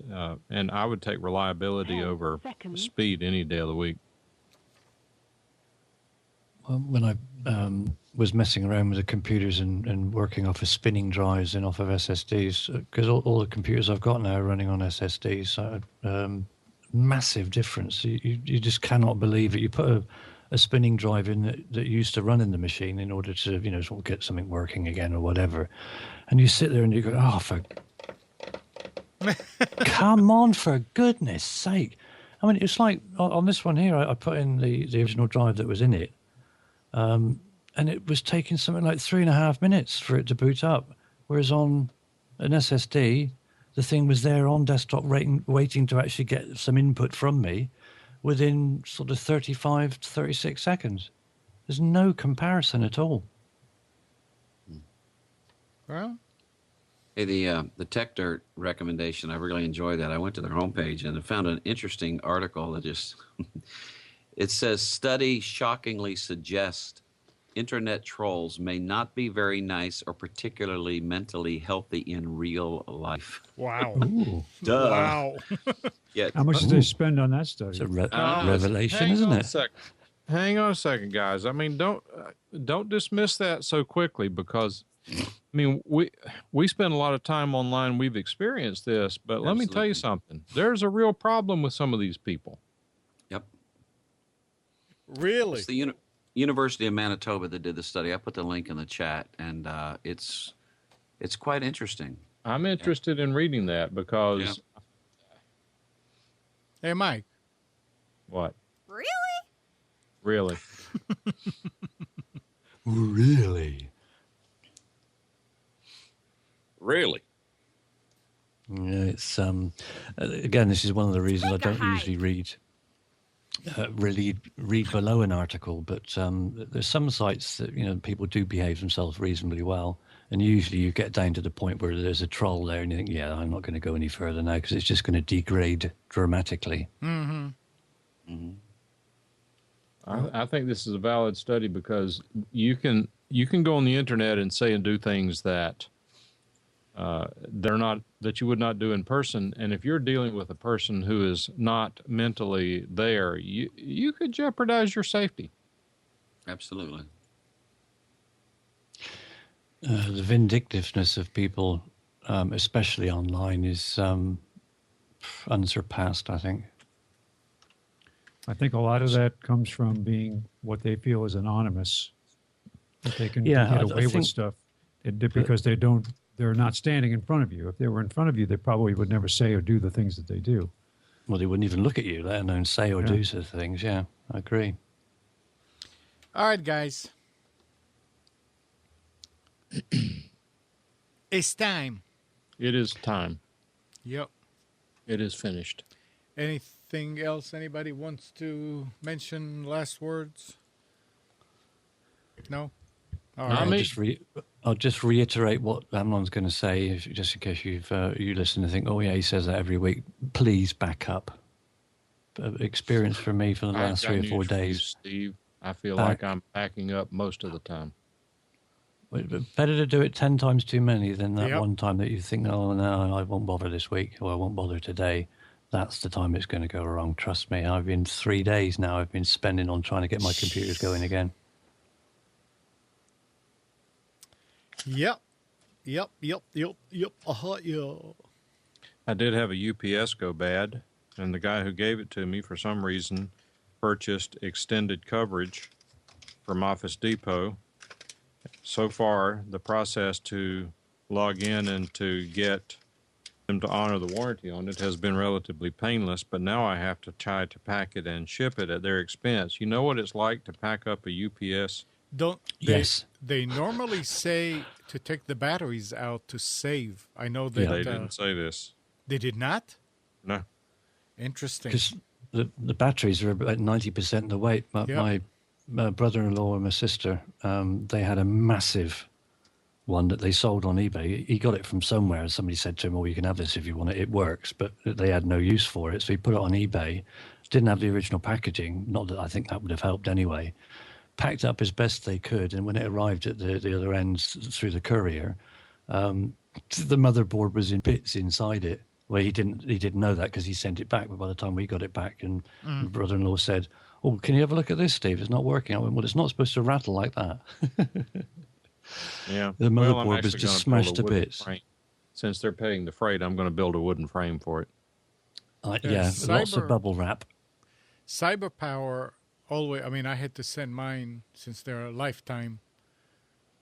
I had to send 2 of them, maybe 2 times, and they always say take the battery out to save on shipping because the battery is obviously not warranted anyway. I'll ask them, but I'm not going to waste a lot of time on them. Yeah. How big is it? What size? 4 by 8 by 12. No. What size? I'm sorry. What? Yeah, KBM. I have no idea. It doesn't say on it? I don't know. I'm not looking yet. Let's see if it says. Are you holding it in your hand? It's a I am small not. one. Oh. I have no idea. It's over there, and I'm not going to go look at it because we're finishing up now. Yeah, we're finishing up. Okay. Well, everybody, Steve, thank you. Thank you. I enjoyed participating this week. Thank you. That was a lot of fun. Mike, Bruce, Spence, thanks. Good morning, Kathy, Hannah, Bill, Mac, Norm, Katie, and Donna. Thank you, everybody, for tuning to Computers 2K Now. We hope you enjoyed and maybe learned something from our time together. Remember to practice safe computing. Back up your hard drive and update your virus scanner. We'll be back here next Sunday at 9, but you can always reach us at computers2know.com. While you edit, like us on Facebook, subscribe to our YouTube channel, Nissan Communications. Tomorrow morning at 11, it's the Health In Show. At 1 o'clock, it's Breaking Free. Tomorrow night, there is no Tanya Love Show. It's every other week. So we'll see you later right here. How do you say it, Mike? Same time? What? Same time, same bat Same channel. time, same bat channel. Yes, sir. Same time, same channel.